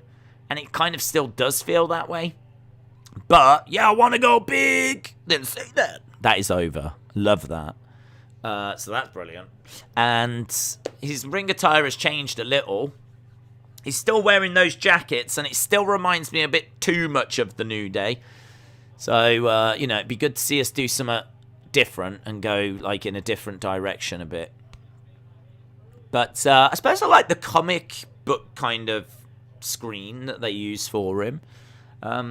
The jury's still out for me, though, because so far we've seen some decent stuff. But I just want to see him, like, in there cutting promos in a feud, you know? Him against Edge would have been good. Imagine him and Edge saying that he came back to be champion and he's just one step away. You know, he's struggled and he's had great matches since came back and, You know, he's achieved more than he could ever have hoped for. But there's one thing he needs to do, and that is to get a world title to really cement this comeback. And, like, the back and forth between him and Big E would have been amazing. And you could still do it. I mean, maybe that's WrestleMania. Super kick by Dexter. Dexter sticking his thumb up to Roderick Strong, who's throwing in some shots to Carmelo. We did see Diamond Mine on that platform watching events unfold. We saw Ivy Niall. So Trick Williams and Dexter Lumis still battling away. Strikes coming in by Trick Williams. Mr. Bout It, Bout It. Days, I'm watching NXT on the USA TV channel in the UK. Days, Jim Gore, James Chadwick, and others have stated that is what Impact does with the X Division Championship. Oh, that's good. It's good. I like it. Should do it with the mid-card titles.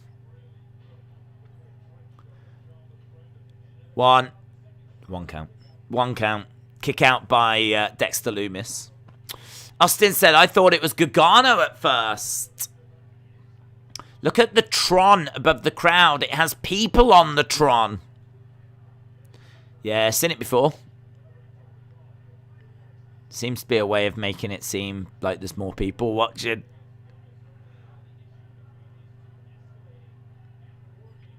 Right, headlock at the moment. Trick Williams.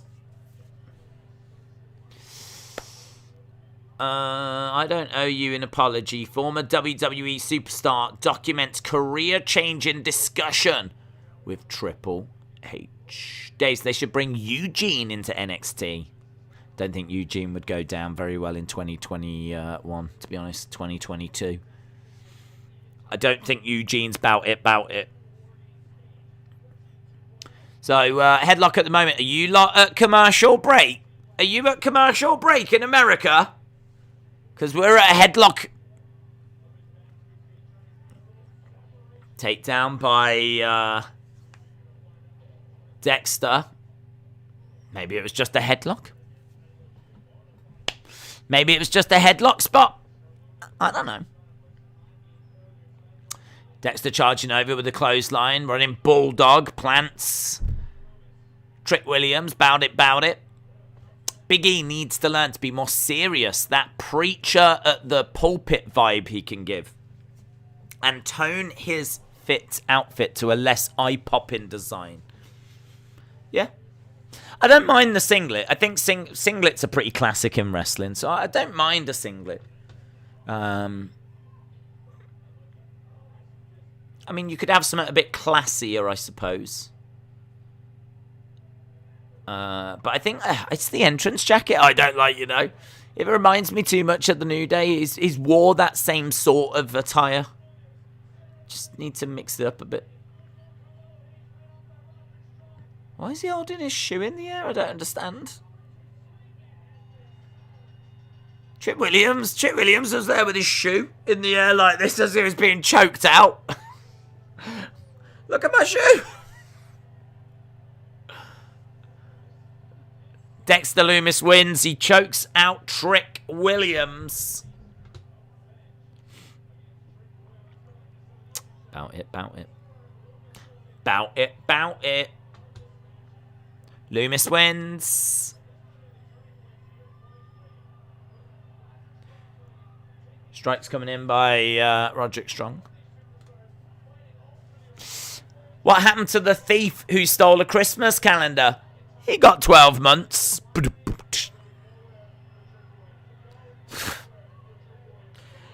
Here's my shoe.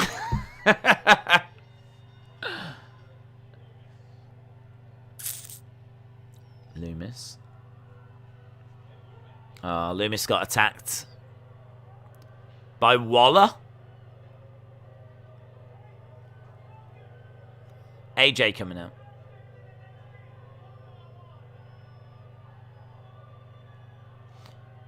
Waller in the ring.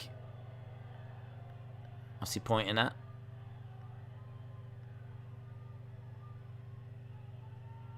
There's AJ.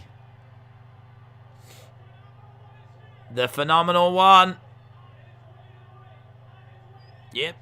Oh my god, man. Imagine being in that crowd. Imagine being in that crowd.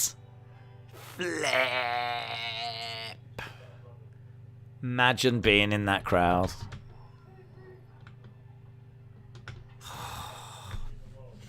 They don't want none. They don't want none. But they're gonna get some. AJ Styles making his way out. Huge pop for AJ. AJ's over, man. Don't forget, he skipped NXT. So, I seem to recall he was in NXT during a Survivor Series build. But he has not been to NXT much. NXT AJ Styles in NXT. It's exciting, isn't it? It's exciting. It's going to be cool hearing AJ Styles' theme on NXT. That was a massive pop. He's a massive star.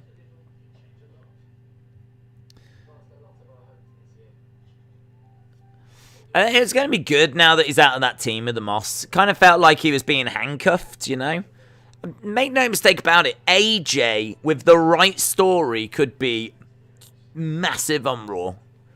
I don't want to say he could be Roman level, but with the right story, like if you was to do some Bullet Club-esque.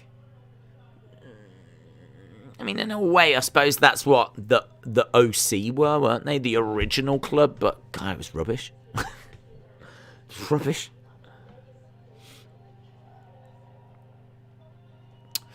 Yeah, halftime scores. Halftime scores. Everybody get in your halftime scores. What do you think of the show halftime scores? Get them in now so we know. Halftime scores. Everybody get in your halftime scores. Let us know all your halftime scores. Let us think about the show. 7. 7.75, 8, 7.5, 7.5, 8, 8, 8, 7.5, 8, 8, 8, 8, 8, 7, 8, 7, 9, 2, 5, 6, 8, 8, 8, 8, 316. Deutschland wir Baden. 5.2. This is not going down well in Germany. We know that much. Germany. We're getting the scores in from Germany. It's not going down well. It is not going down well. AJ Styles versus, I don't know what his name is. They could have a dream match on New Year's Evil. 8, says Matthew. 8, says Sonny. 8, says Brody.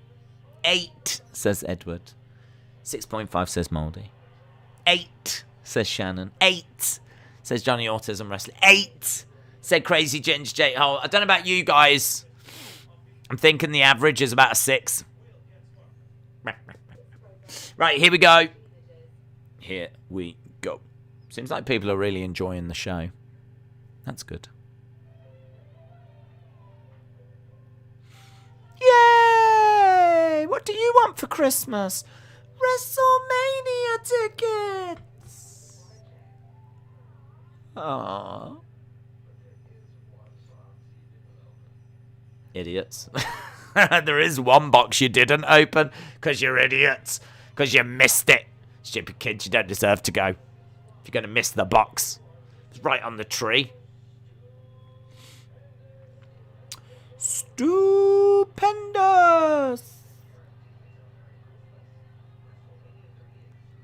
WrestleMania 38. Dallas, Saturday, April 2nd and April 3rd. Peter Poppins. I just turned 28 and I've got 15 years experience. You started when you was 13.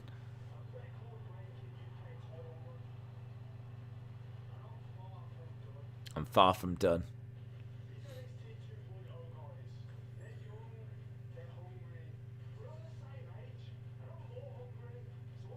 These NXT 2.0 guys are young and hungry, but I'm the same age.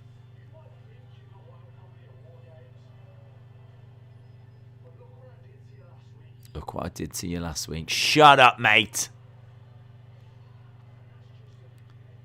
That's just the beginning.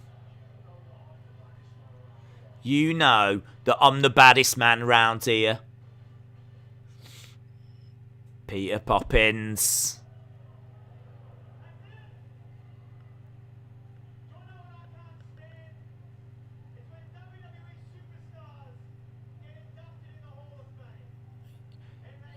Do you know what I can't stand? When WWE superstars go in the Hall of Fame. Yeah. And they thank all of you. The pathetic WWE universe.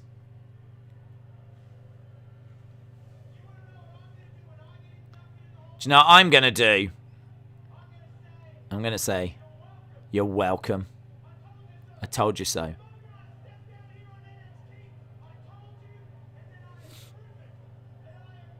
I am the NXT superstar.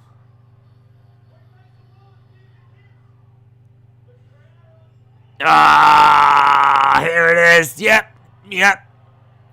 Ah, it's pretty special, isn't it?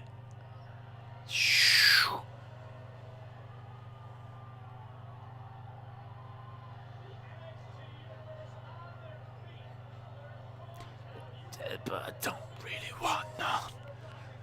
Raw graphic for AJ.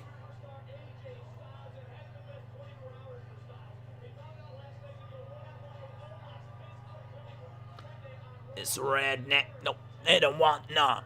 They don't want none.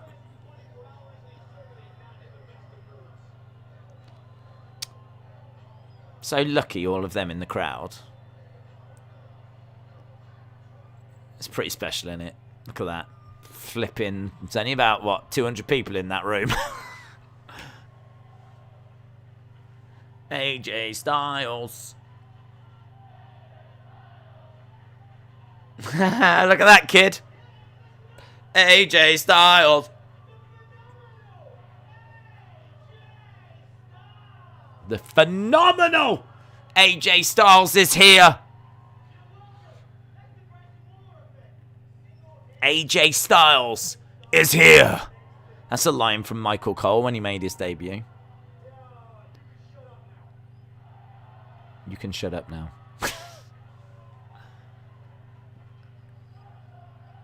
Shut the hell up. The hell up. Shh, shh, shh, shh. Shut the hell up. Yeah! Anything he says, people are like, woo! Loving it.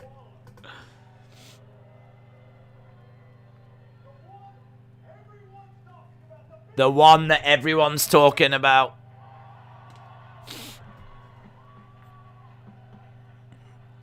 He's got him right there. He's got him right there, AJ. Do you feel popular?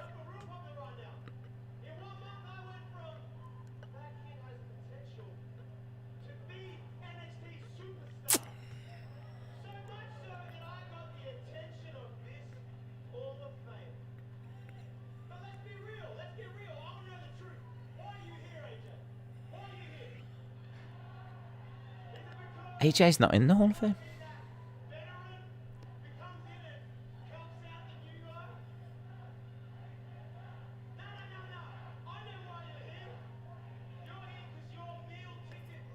I can't hear what he's chanting.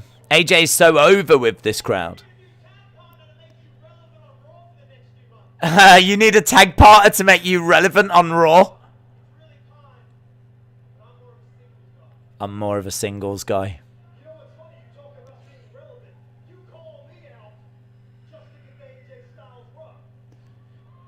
You called me out just to get the AJ Styles rub.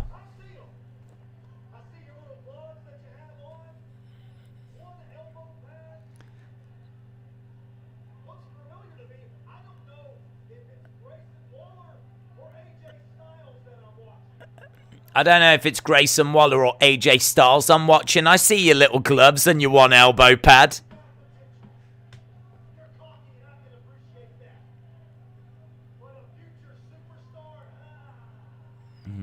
Future superstar. Bron Breakker? Well, I can see him. Tony D. Carmelo Hayes, I can see that.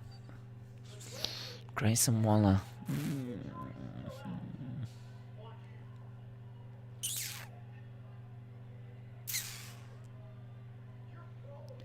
Your problem.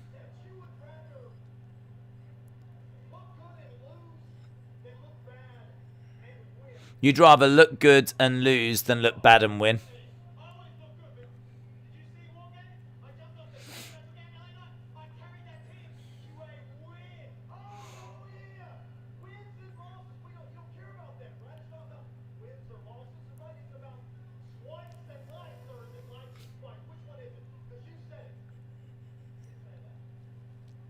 It's not about wins and losses, it's about swipes and likes with you. Your insurance policy isn't here anymore and you're in my ring, says Grayson Waller.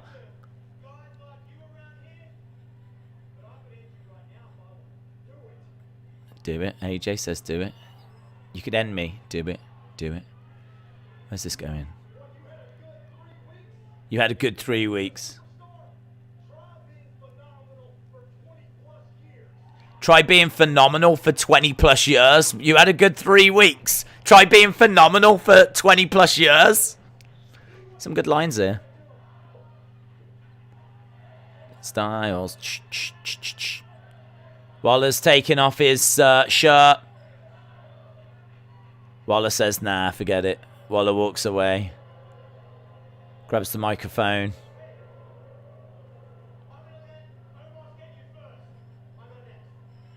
I'm going to let Omos get you first. They don't want none. He don't want none. I'll let Omos get you first.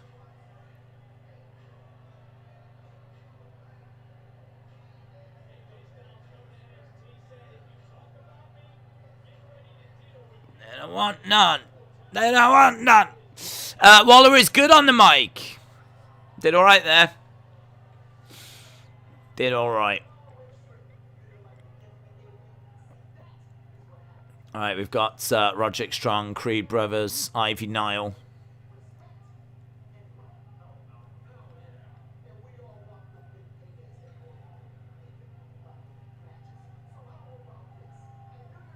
New Year's Evil.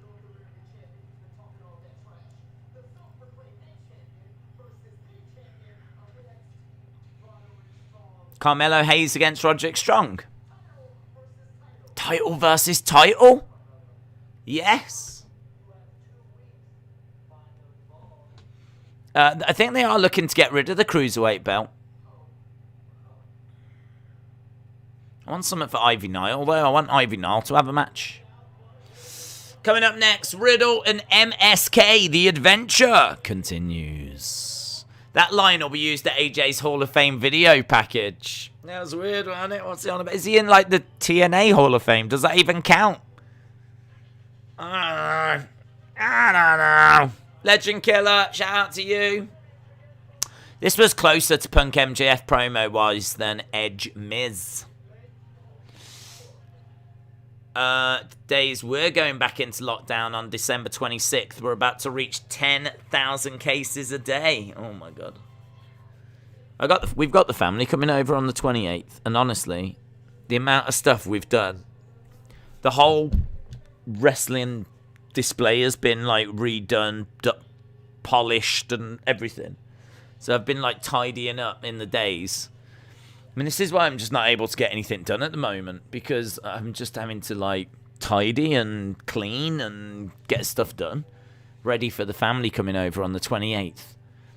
There's a very, very real prospect that we go into a lockdown or something gets imposed and we can't do the 28th.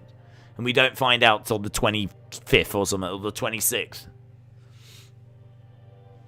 I don't know. He's afraid of AJ. I don't want none. Days, have you gotten anyone something nice for Christmas? No, no one wants anything. Seriously, no one in my family cares or wants anything. So, boom. In fairness, I said the exact same thing. We've all just said to each other, do you want anything? Not really. Do you want anything? No. I can't tell you how much, like, we've got a tree up. We've got the family coming over. There'll be loads of food, loads of drink. It's going to be, like, really good.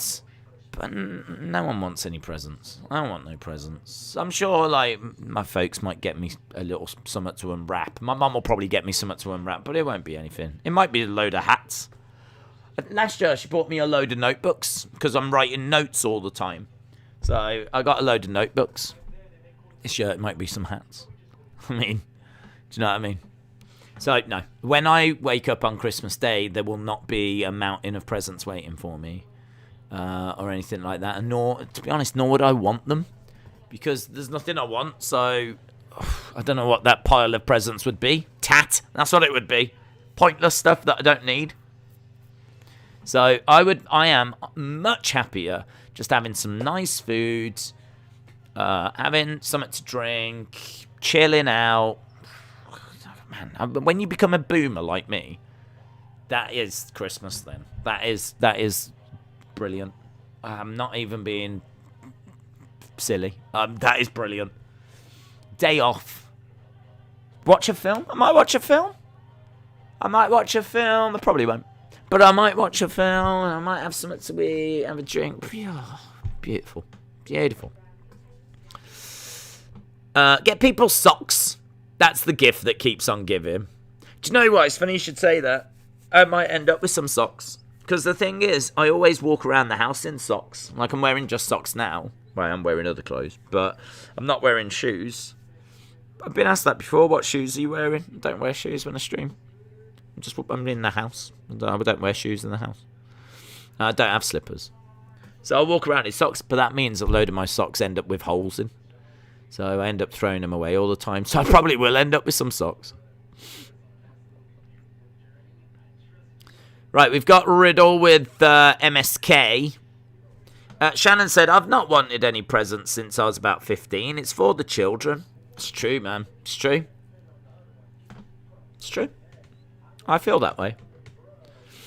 I'm perfectly happy with it as well. If there's something I really, really wanted, I would buy it. I'd save for it. I would get it. It's nothing. It's nothing I really, really want. I want to get that Hogan. But that's not even out yet.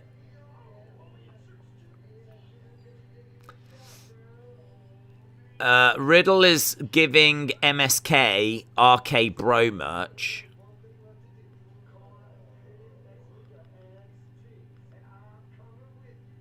Riddle's going to be there next week on NXT.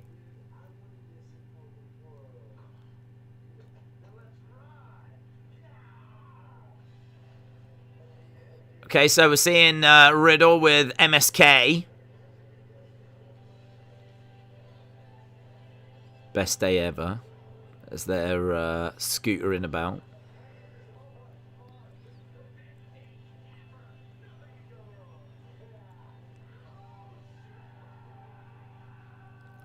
And they go into a car. Flip-flops in the air.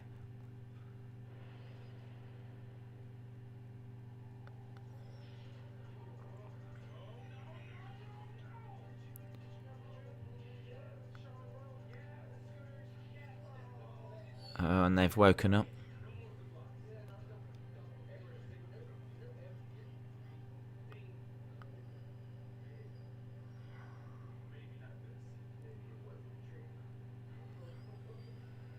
Maybe it wasn't a dream. Maybe. Well, is Riddle on the show next week? I'd like to know if Riddle's on the show.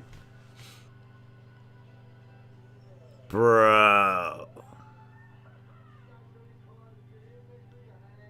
Yeah.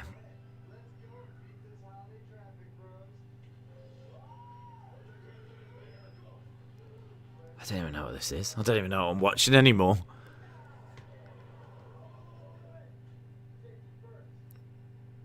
Safety first. Yeah. Yeah. Yeah.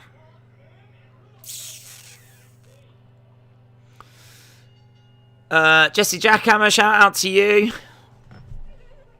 Ronnie said, Days, do you think this could be a new thing for WWE NXT? Send a superstar to NXT for a month as a proving ground. Well, I don't know that they... I mean, we've seen it before. Do you remember Charlotte came down for a little bit? And, like, Bayley and Sasha have been down doing stuff before. And, obviously, Finn Balor came down for a while. Mandy Rose came down. Ember Moon came down. Like, we've seen main roster talents coming down and doing stuff. But, I mean, like, AJ, I think, is just a one-off. I wasn't expecting Riddle next week. I mean, maybe they will use some people from the main roster just to, I don't know, boost the ratings a little bit. I can't remember this dude's name. It's like Inofi or something. I can't remember it. It's Von Wagner versus Jobber. So, yeah, maybe they will bring people down for the main roster for a little bit. We've seen AJ this week. There's clearly Riddle next week. Perhaps they will continue it. Or it could just be a little phase to get us through December, because December, as we said, is quite bad. As soon as we start getting to WrestleMania season, things tend to hot up for everything, so could be that. I prefer MSK versus RK Bro for the Raw tag titles instead on NXT 2.0. Robert Stone really trying to recruit someone else. Von Wagner is a guy that looks like a caveman and sounds like a robot. Robot caveman. And he's lost as well to the Jobber.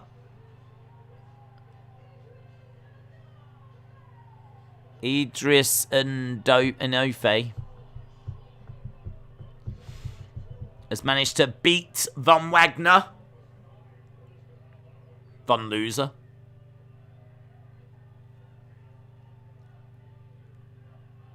There we go. Robert Stone, walk away. He's lost. Von Loser has lost. You don't need to stand there anymore.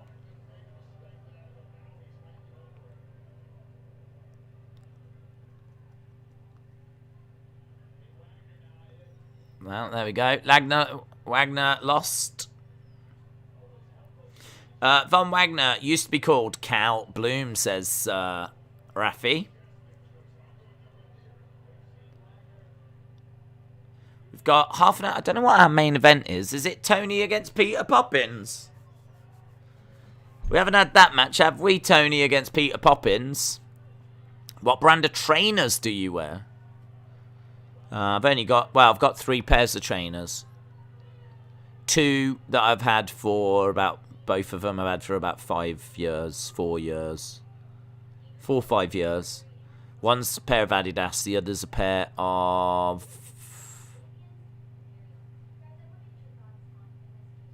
I think they're both Adidas, actually.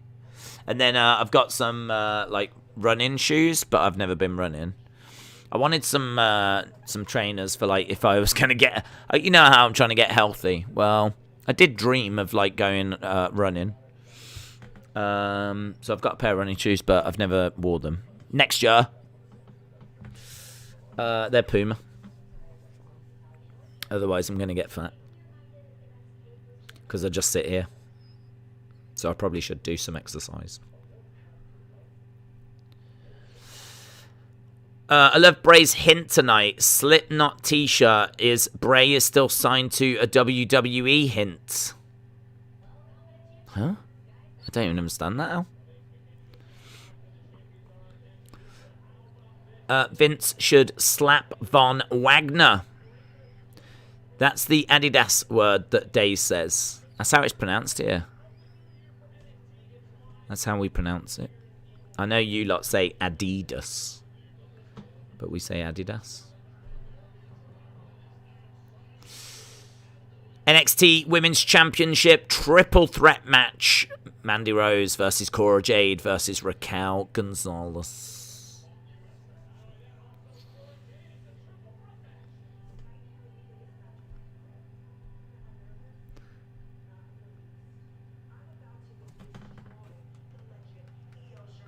She's going to destroy the legend that is Io Shirai. Here's XY Zion Quinn.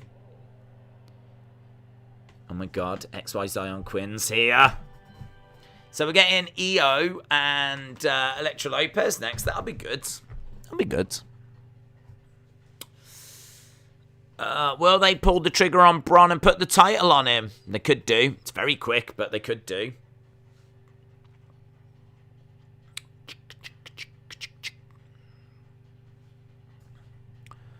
Right.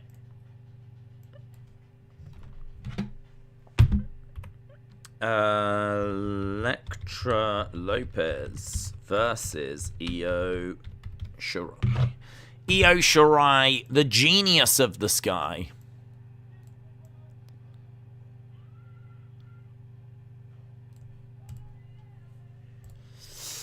Aussies say Adidas like you as well. Do they really? That's interesting. I didn't know that. I thought I mean, I thought it was an English thing, a UK thing.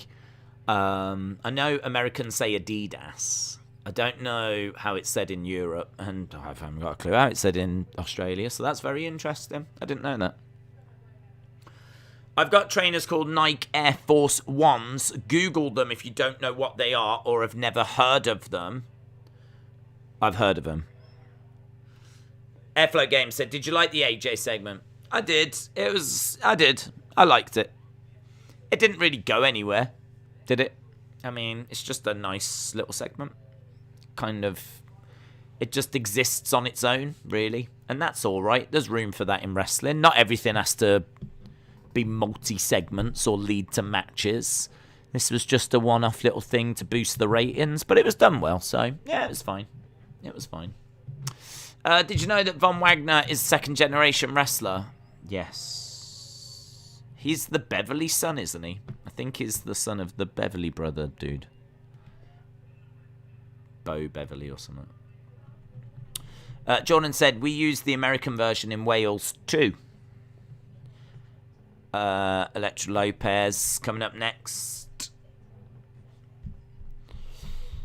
I think Volta was teased during the Imperium promo, said Alexa Bliss Gamer. Arash Mind said 30 minutes left. Still a strong showing. Would you ever wear a pair of Jordans? Sure. Yeah, I would. I like Jordans. Air Jordan 1s. I wouldn't mind a pair of them. They're very hard to get, or seemingly quite hard to get. And they're very expensive.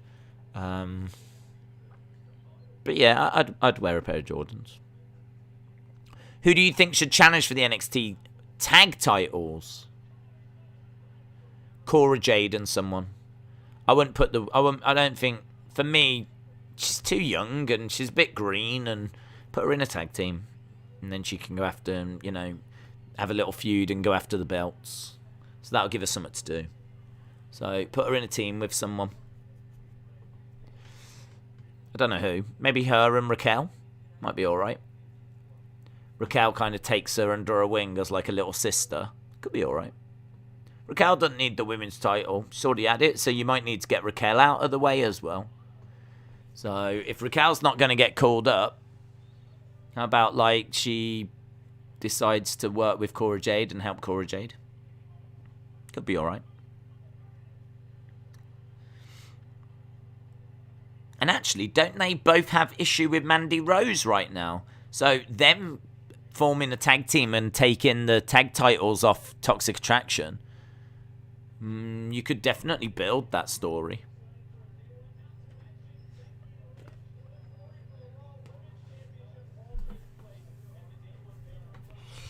Right. Live in 2 weeks' time. NXT New Year's Evil. And day one live 1 week from Saturday. So we don't have anything this weekend because it's Christmas. Although we do have football on football days. And then next weekend we've got day one. Yeah. Boys and Girls Club of Central Florida.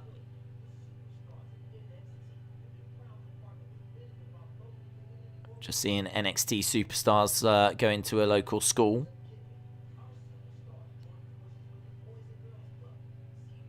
SeaWorld.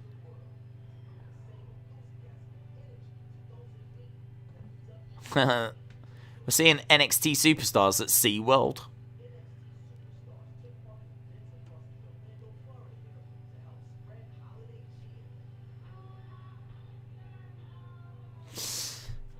I think the main event will be Tony versus Dunn. We're running out of time, aren't we? We've still got Tony against Peter Poppins, and we've still got Elektra Lopez, Io Shirai. So we've only got 23 minutes left to go. Days Imperium said MSK might have a shaman, but we have a general. They do. Why do the Americas call mobile cell phones and call Nike? Ask them.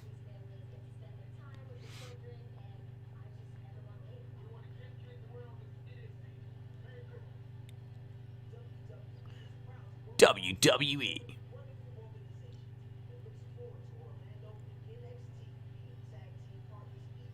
Okay, some nice charity stuff.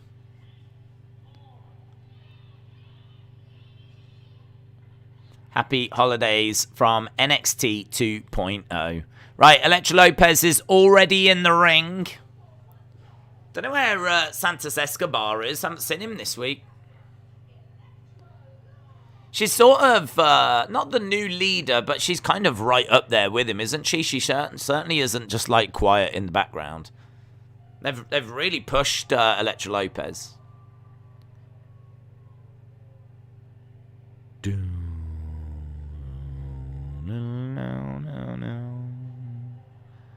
Io Shirai.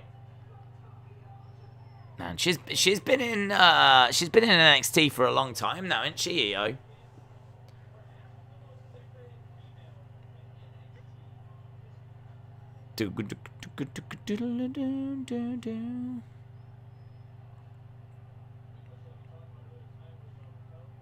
Io Shirai.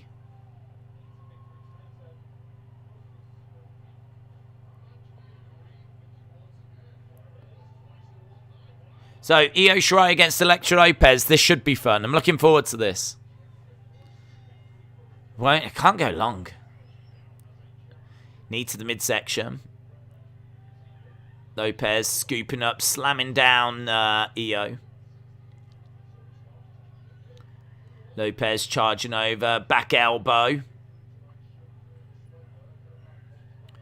And again, Io moving out the way. Forearm strike by Io, kicking the legs away from Elektra Lopez. He's kind of standing on Elektra Lopez's chest. Went to deliver double knees, and Elektra Lopez gets her legs up. Kicks Io across the ring. The ref looks about 12. She does, yeah, she does. She looks like she won a competition to be allowed to referee this match. She looks like she's hoping she'll get a pony for Christmas. That's what that ref looks like. Looks like she's asked her parents for a pony. Forearm strikes by Io. Oh, spinebuster by Elektra Lopez. When a talent like Io or Ciampa stays down in NXT for so long, do you think it's because Vince has no interest to use them on the main roster, or they don't want to go? To be honest, I think it's a little bit of both. I think if Vince had some for him, he'd take them. I think, well, if they didn't want to go, I think they could, you know, have a word with whoever's in NXT and say, look, I want to stay. I think there's been that conversation that's happened a few times, actually. I think a few of them have actually wanted to stay. I think Tommaso said he's got no interest in going to the main roster.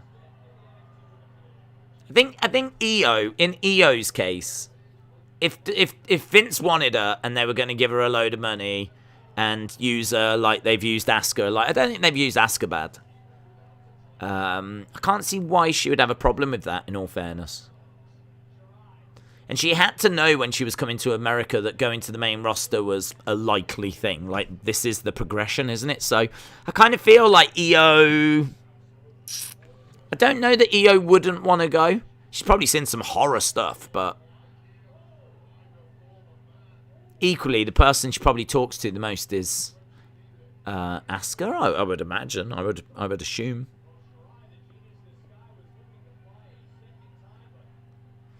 Although she's probably seen how Kairi Sane was treated. Although Kairi Sane, in all fairness, Kairi Sane said she wanted to leave.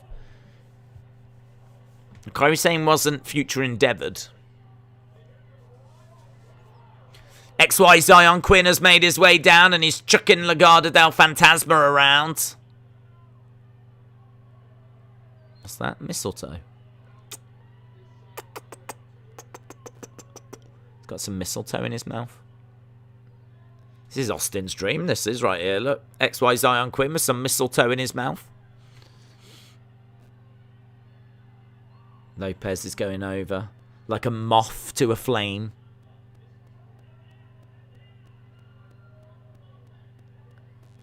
Oh, there's Santos Escobar. Before they could get smooching. Santos attacked from behind. Here's Io. Open palm strike. Elektra Lopez goes down. Io Shirai in position. Looking for that moonsault. Gets it. 1, 2, 3.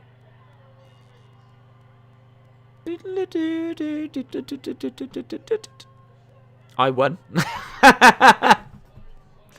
I won. You did win. Well done, Io.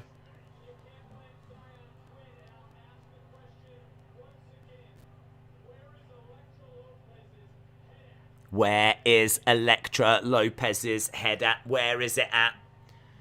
Where's your head at? There's Santos Escobar.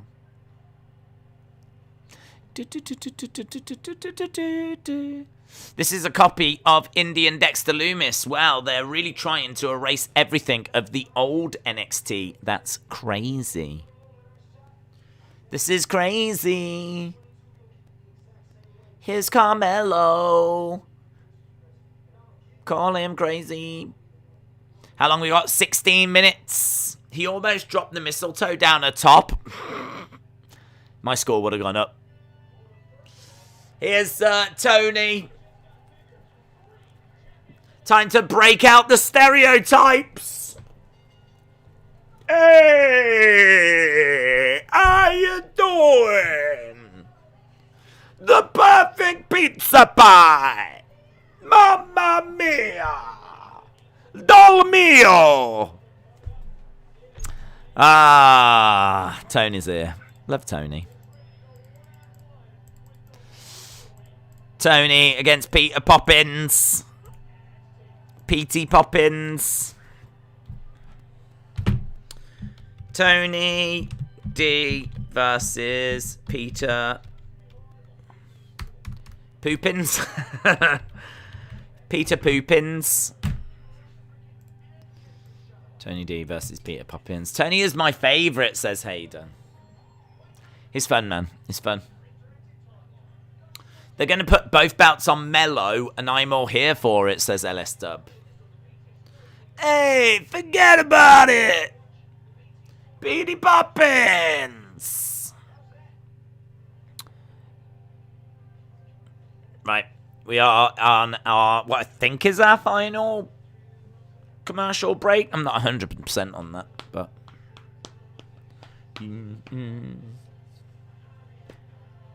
Dave, shout out to you.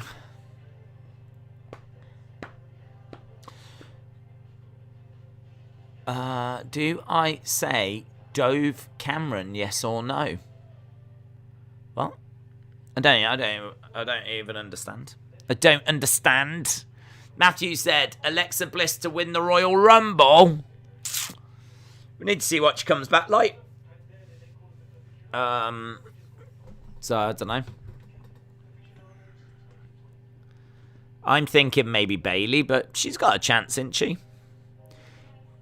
Matthew said, WWE come back to the Thunderdome soon with no fans. TV fans again. I hope not. I hope not. Right, we are waiting to go back with 14 minutes to go. It's been a pretty solid show, this, you know. It's been pretty solid. The ref wants a pony. The ref wants a pony. Dun dun dun dun dun dun dun dun dun dun. What does the Grinch do with a baseball bat? Hits a gnome and runs. Days, what are your thoughts on? Says LSW. Matrix. There's lots of adverts for new films. There's an advert for The Matrix. Now I'm seeing an advert for whatever this is. I have not seen an advert for Licorice Pizza yet, though. Wes Anderson's most innovative film yet. It's very powerful. Black and white. The French Dispatch. There we go. What would you say if Matt Riddle broke into your house? I would say... Can I get a picture? And did you break anything? Because I'm going to need to get it repaired. Or did I just leave the door open? What have I done? But then I'd be like, can I have a picture? And then I'd be like, guys, look, this is me with Matt Riddle. He broke into my house. But he was kind enough to give me a picture. And he signed one of my flip-flops. But I don't have any flip-flops, so hopefully he'll bring his own. This Friday. I'm sorry. I'm protecting you from Brock Lesnar. You're fired. Oh. Oh. Yes, I can eat that story all night long. Charlotte Tony for the Women's Championship. Merry Christmas. Friday Night SmackDown. Are we doing a watch-along? We're doing a watch-along.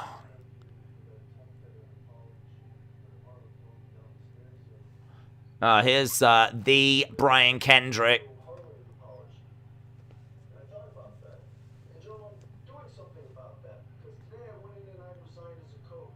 I've resigned as a coach.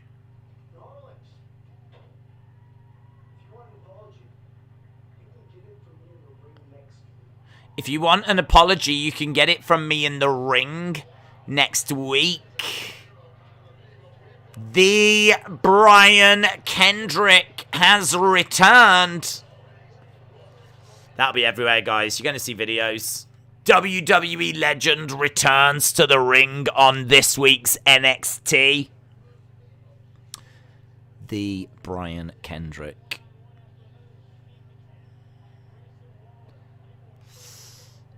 Brian Kendrick gonna wrestle.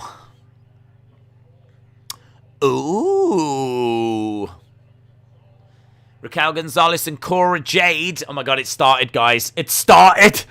The team that we were talking about, they've already begun.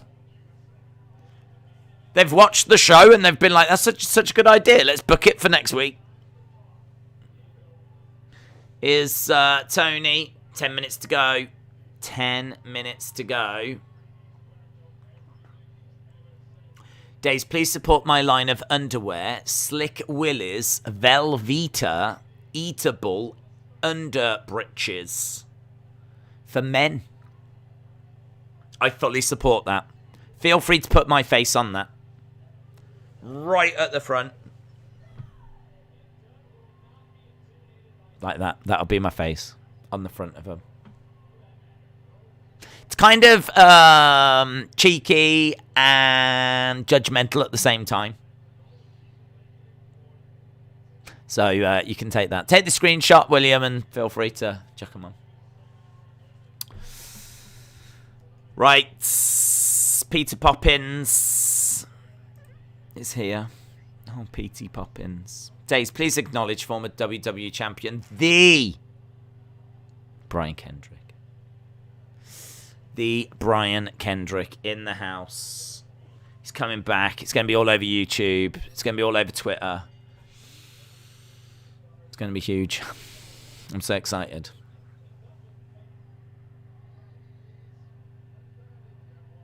There's an overrun tonight. Why do you always forget? Is there?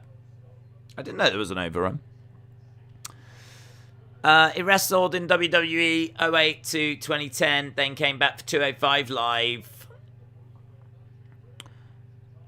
Days, say what Rudolph the Red-Nosed Reindeer do when he visited Cameron House. I don't know what that means. I don't know what that means.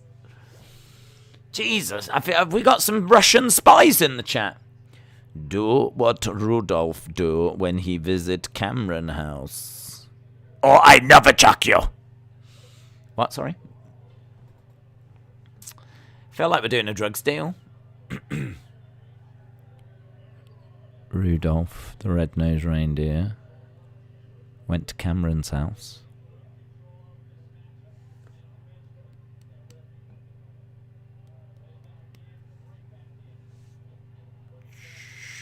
And then a paper bag gets slid over. Don't ask any questions. Don't ask any question. Yeah, I ain't got a clue what you're on about. Right, we got Tony D in there with Peter Poppins. Peter Poppins got dropped on his supercalifragilisticexpialidocious. Umdilly, umdilly. Kicks coming in by Peter Poppins. Ronnie said Paul London and Brian Kendrick were a tag team staple of my childhood. It is time for the main event.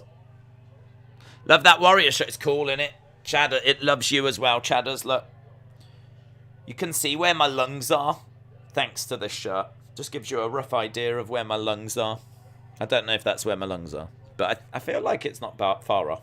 But yeah, it's pretty cool. I think this is one of the homage shirts. I think. I like those homage shirts. I like this shirt. It's cool, isn't it? Shame that he was such an awful person. But I like the shirt.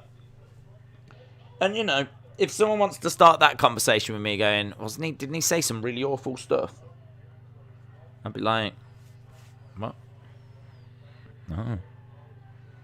I liked it when he shook the ropes.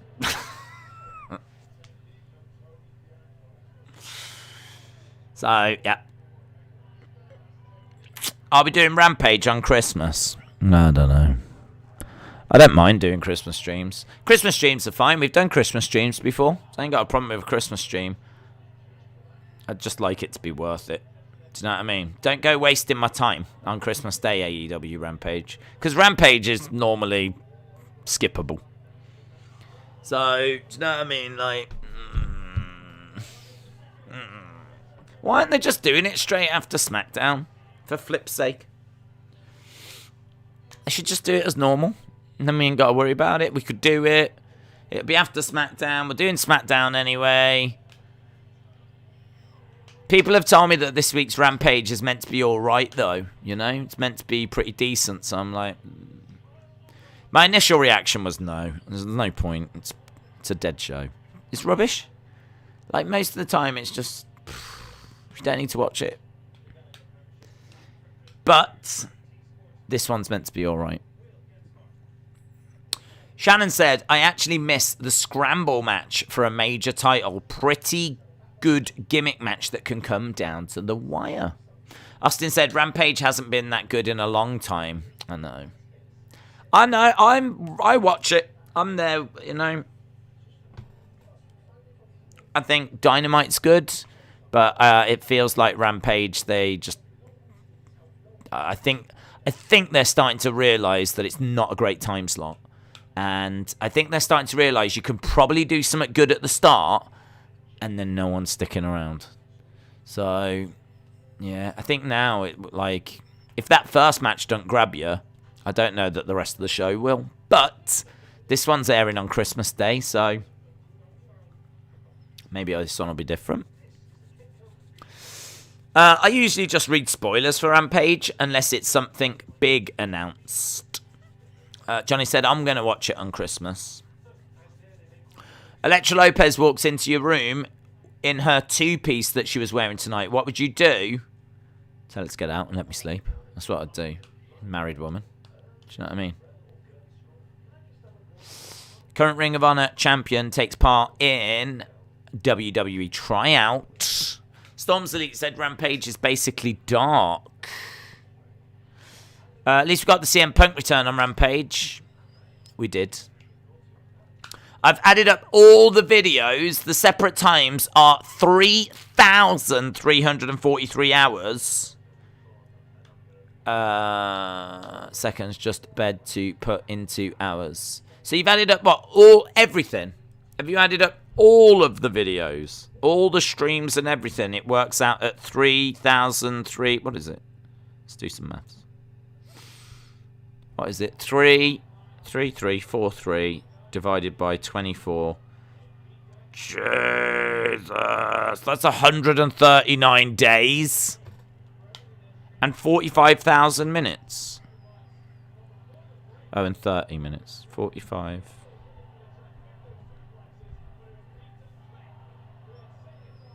Divide by 60. That's another 750 hours.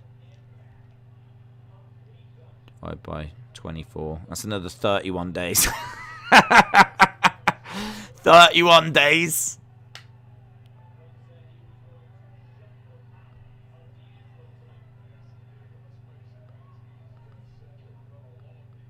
It's about 150 days. 157 days.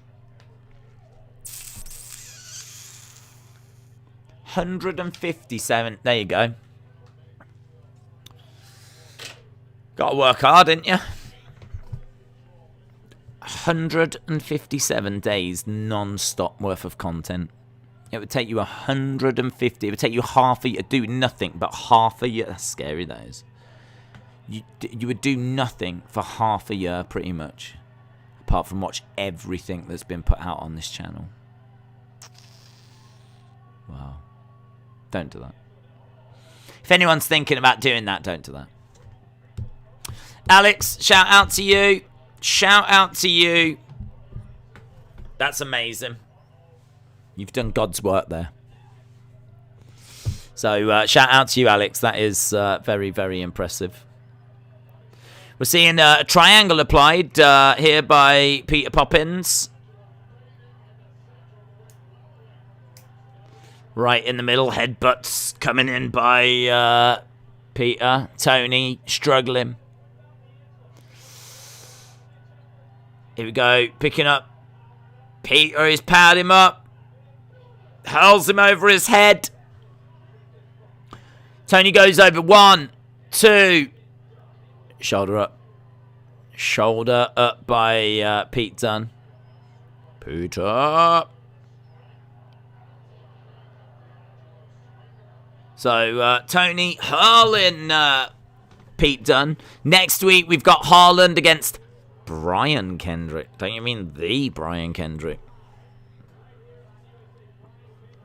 Strikes coming in by... he's a good person, actually, to have in the ring. He's, as we said, he trained Eva Marie. I mean, he tried his best. You can't judge him on that. Suplex by Tony.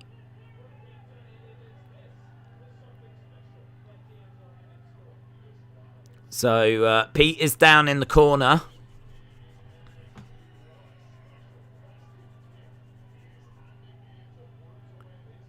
Tony in control, charges over to Pete, tries to drive his shoulder in. Top rope enziguri. Tony goes down, jumps on the knee, against the ropes. Forearm strike.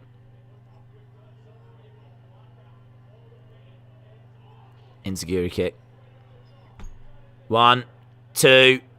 Kick out by Tony. Crowd are quite into this. This is good. It's better by Pete. Pete working a... I feel like I'm seeing a bit more of the bruiserweight in this match. Kicks on the head of Tony. Pete Dunne against Tony D'Angelo. Nasty landing and bounce. Ryan said Brian Kedrick is still in WWE. Still is. Al, shout out to you.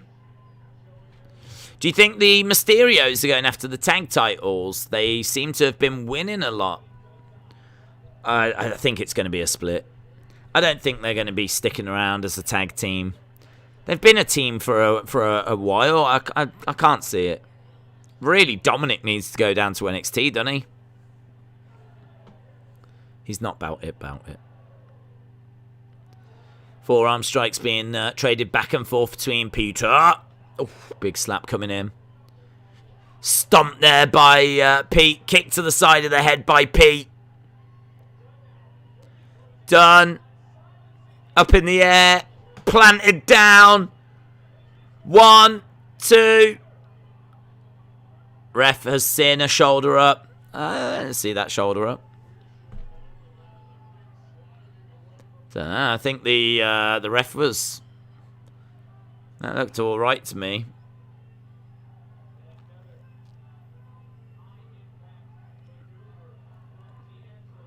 Bruiserweight chance. Let's go, Tony Bruiserweight.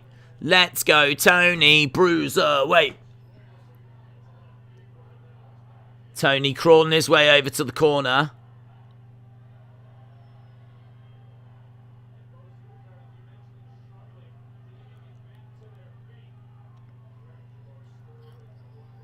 Tony up to his feet. What's he got? He's got a flipping wrench. Is it a crowbar?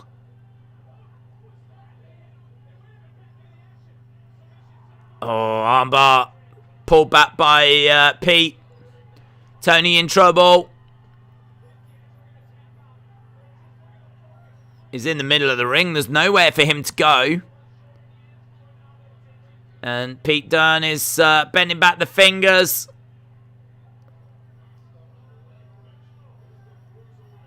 And Tony has got his finger in the mouth. Ugh. He's hooked the mouth here, and he's taken out his mouthpiece. And he drives Pete Dunne into the corner. Tony D'Angelo looking to put Pete Dunne away. Dunne's trying to reverse here, though. And he snaps the fingers. He's looking for the bitter end. Bitter end on Tony. 1, 2, 3. Pete Dunne wins. Peter Poppins wins. Fish hook low. Ugh.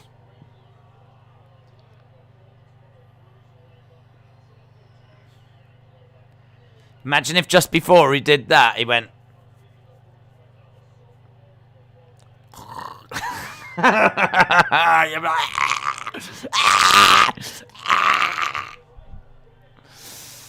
That'd be quite the rib, wouldn't it?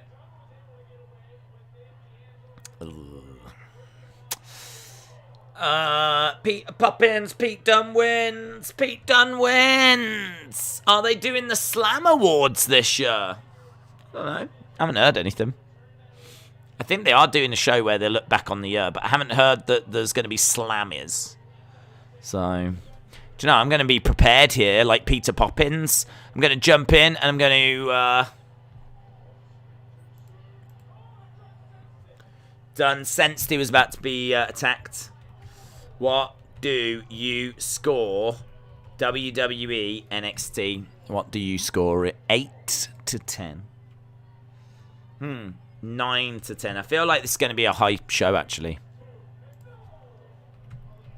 8 to 8. 7-5.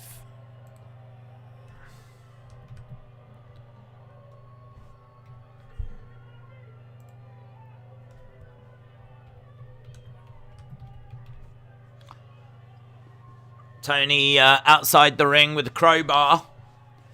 He's going over. He's putting that crowbar in the mouth of Peter Poppins. Oof. He's choking him out with the crowbar. This is what happens when you try to get one over Tony D. Break his arm. Break his arm. Yeah, he smacks his hand with a crowbar.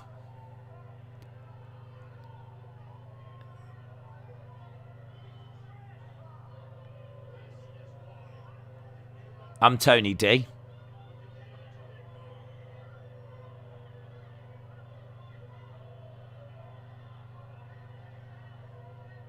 Well, there we go.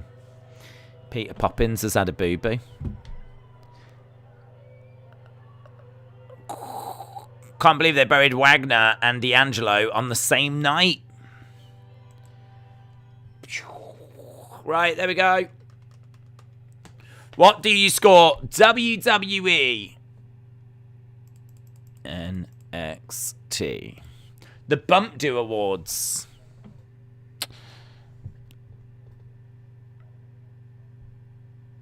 Nine, says Shannon. 9, said DBZ Fanatic. 8, says Adrian. 8, says Hayden. Good show. We need more episodes like this. Bemis said 775. We've got an 8.5. We've got an 8.25. We've got a 7.75. We've got an 8.5. We've got a 9. 8.5. Good show. 8, says Charles. Austin says 8.5. Do you feel like RK Bro has run its course? I'm expecting a split that leads to a WrestleMania match. I think it's running its course, but I don't think it's quite there yet. 8, 7, 9, 8.5, 725, 775, 725, 7. Look, there's 77 votes. 77 votes fired in already. Get voting. Get your votes in. Make your voices heard. Let's have a look. What did you think about the show? We got over 200 people watching right now. We got 81 votes. Come on, people. Come on, people. Get them votes in. Get them votes in. I don't even know what number we should aim for, but it's got to be at least triple dig. It's got to be at least triple dig. We're at 89 votes right now. Come on. Have a word with yourselves. Get your votes in. Don't go putting it in the chat if you're not putting it in the poll. Deutschland via Baden's gone to an 8.5. Holy mackerel.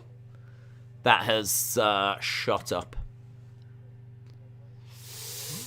What the Grinch does when he was at Dove Cameron House, Dave? Tell me. I have no idea, Jaden, what you're on about. I have no idea. I think you're working for the Russians.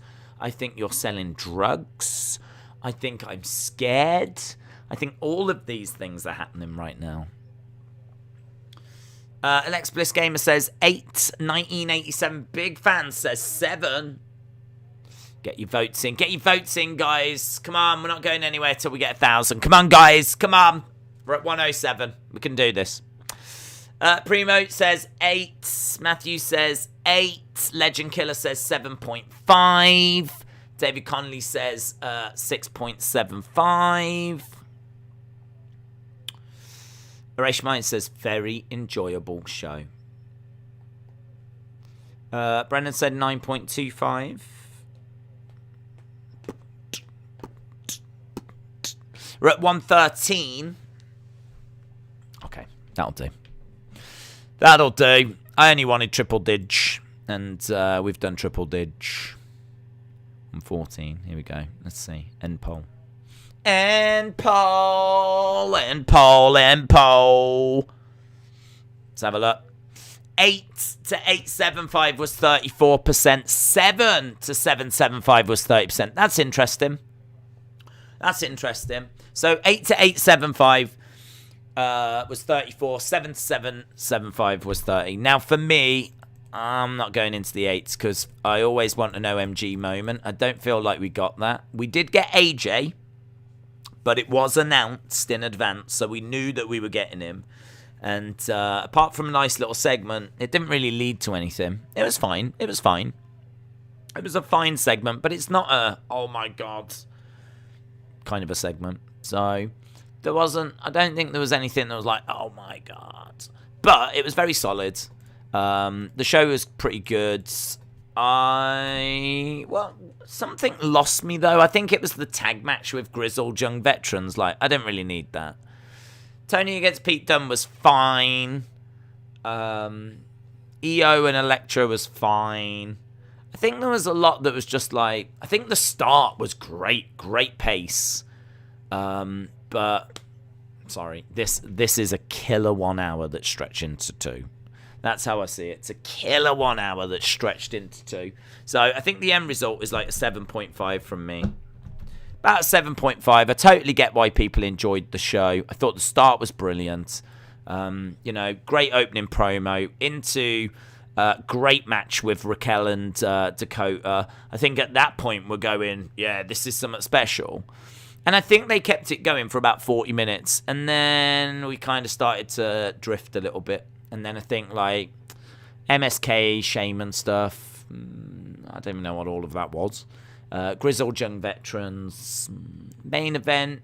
I don't think the main event was as good as Dakota and Raquel. I kind of feel like they started off hot. We needed to end hot. I don't know that we ended hot. But Von Wagner lost. But I suppose it's all part of a story. But it was a bit... I suppose it's part of the story. It's just a bit weird to do that with Von Wagner. Kind of feel like Von Wagner maybe isn't the guy that should lose. Maybe there's like someone else we could have lose. But they had Von Wagner lose, and it was, it was just enjoyable. I didn't lose my mind over it. I'm gonna largely agree with the chat. People have got it 8 to 8.75. Some people have got it 7 to 7.75. Some people have got it in the 9s. Some people have got it in the 6s. I think this was a solid show. If it was like this every week, you'd definitely be getting quite a bit from NXT. This is definitely one of the stronger episodes. Completely agree. And a very well-earned 7.5 from me. So, I must admit, a lot of that is to do with the start. I thought the start was excellent. Great pacing. Just think it dipped off a bit in the second half for me. But hey-ho. Good. More of that, please, NXT 2.0. Because that was definitely one of their stronger episodes. Right, friends, we're done. We are done. We are back tomorrow with Premier League action on football days. We've got AEW Dynamite as well. So plenty on the way. Have a great evening wherever you are as we're getting closer towards Christmas. And hopefully, I'll see you again next time. Bye for now.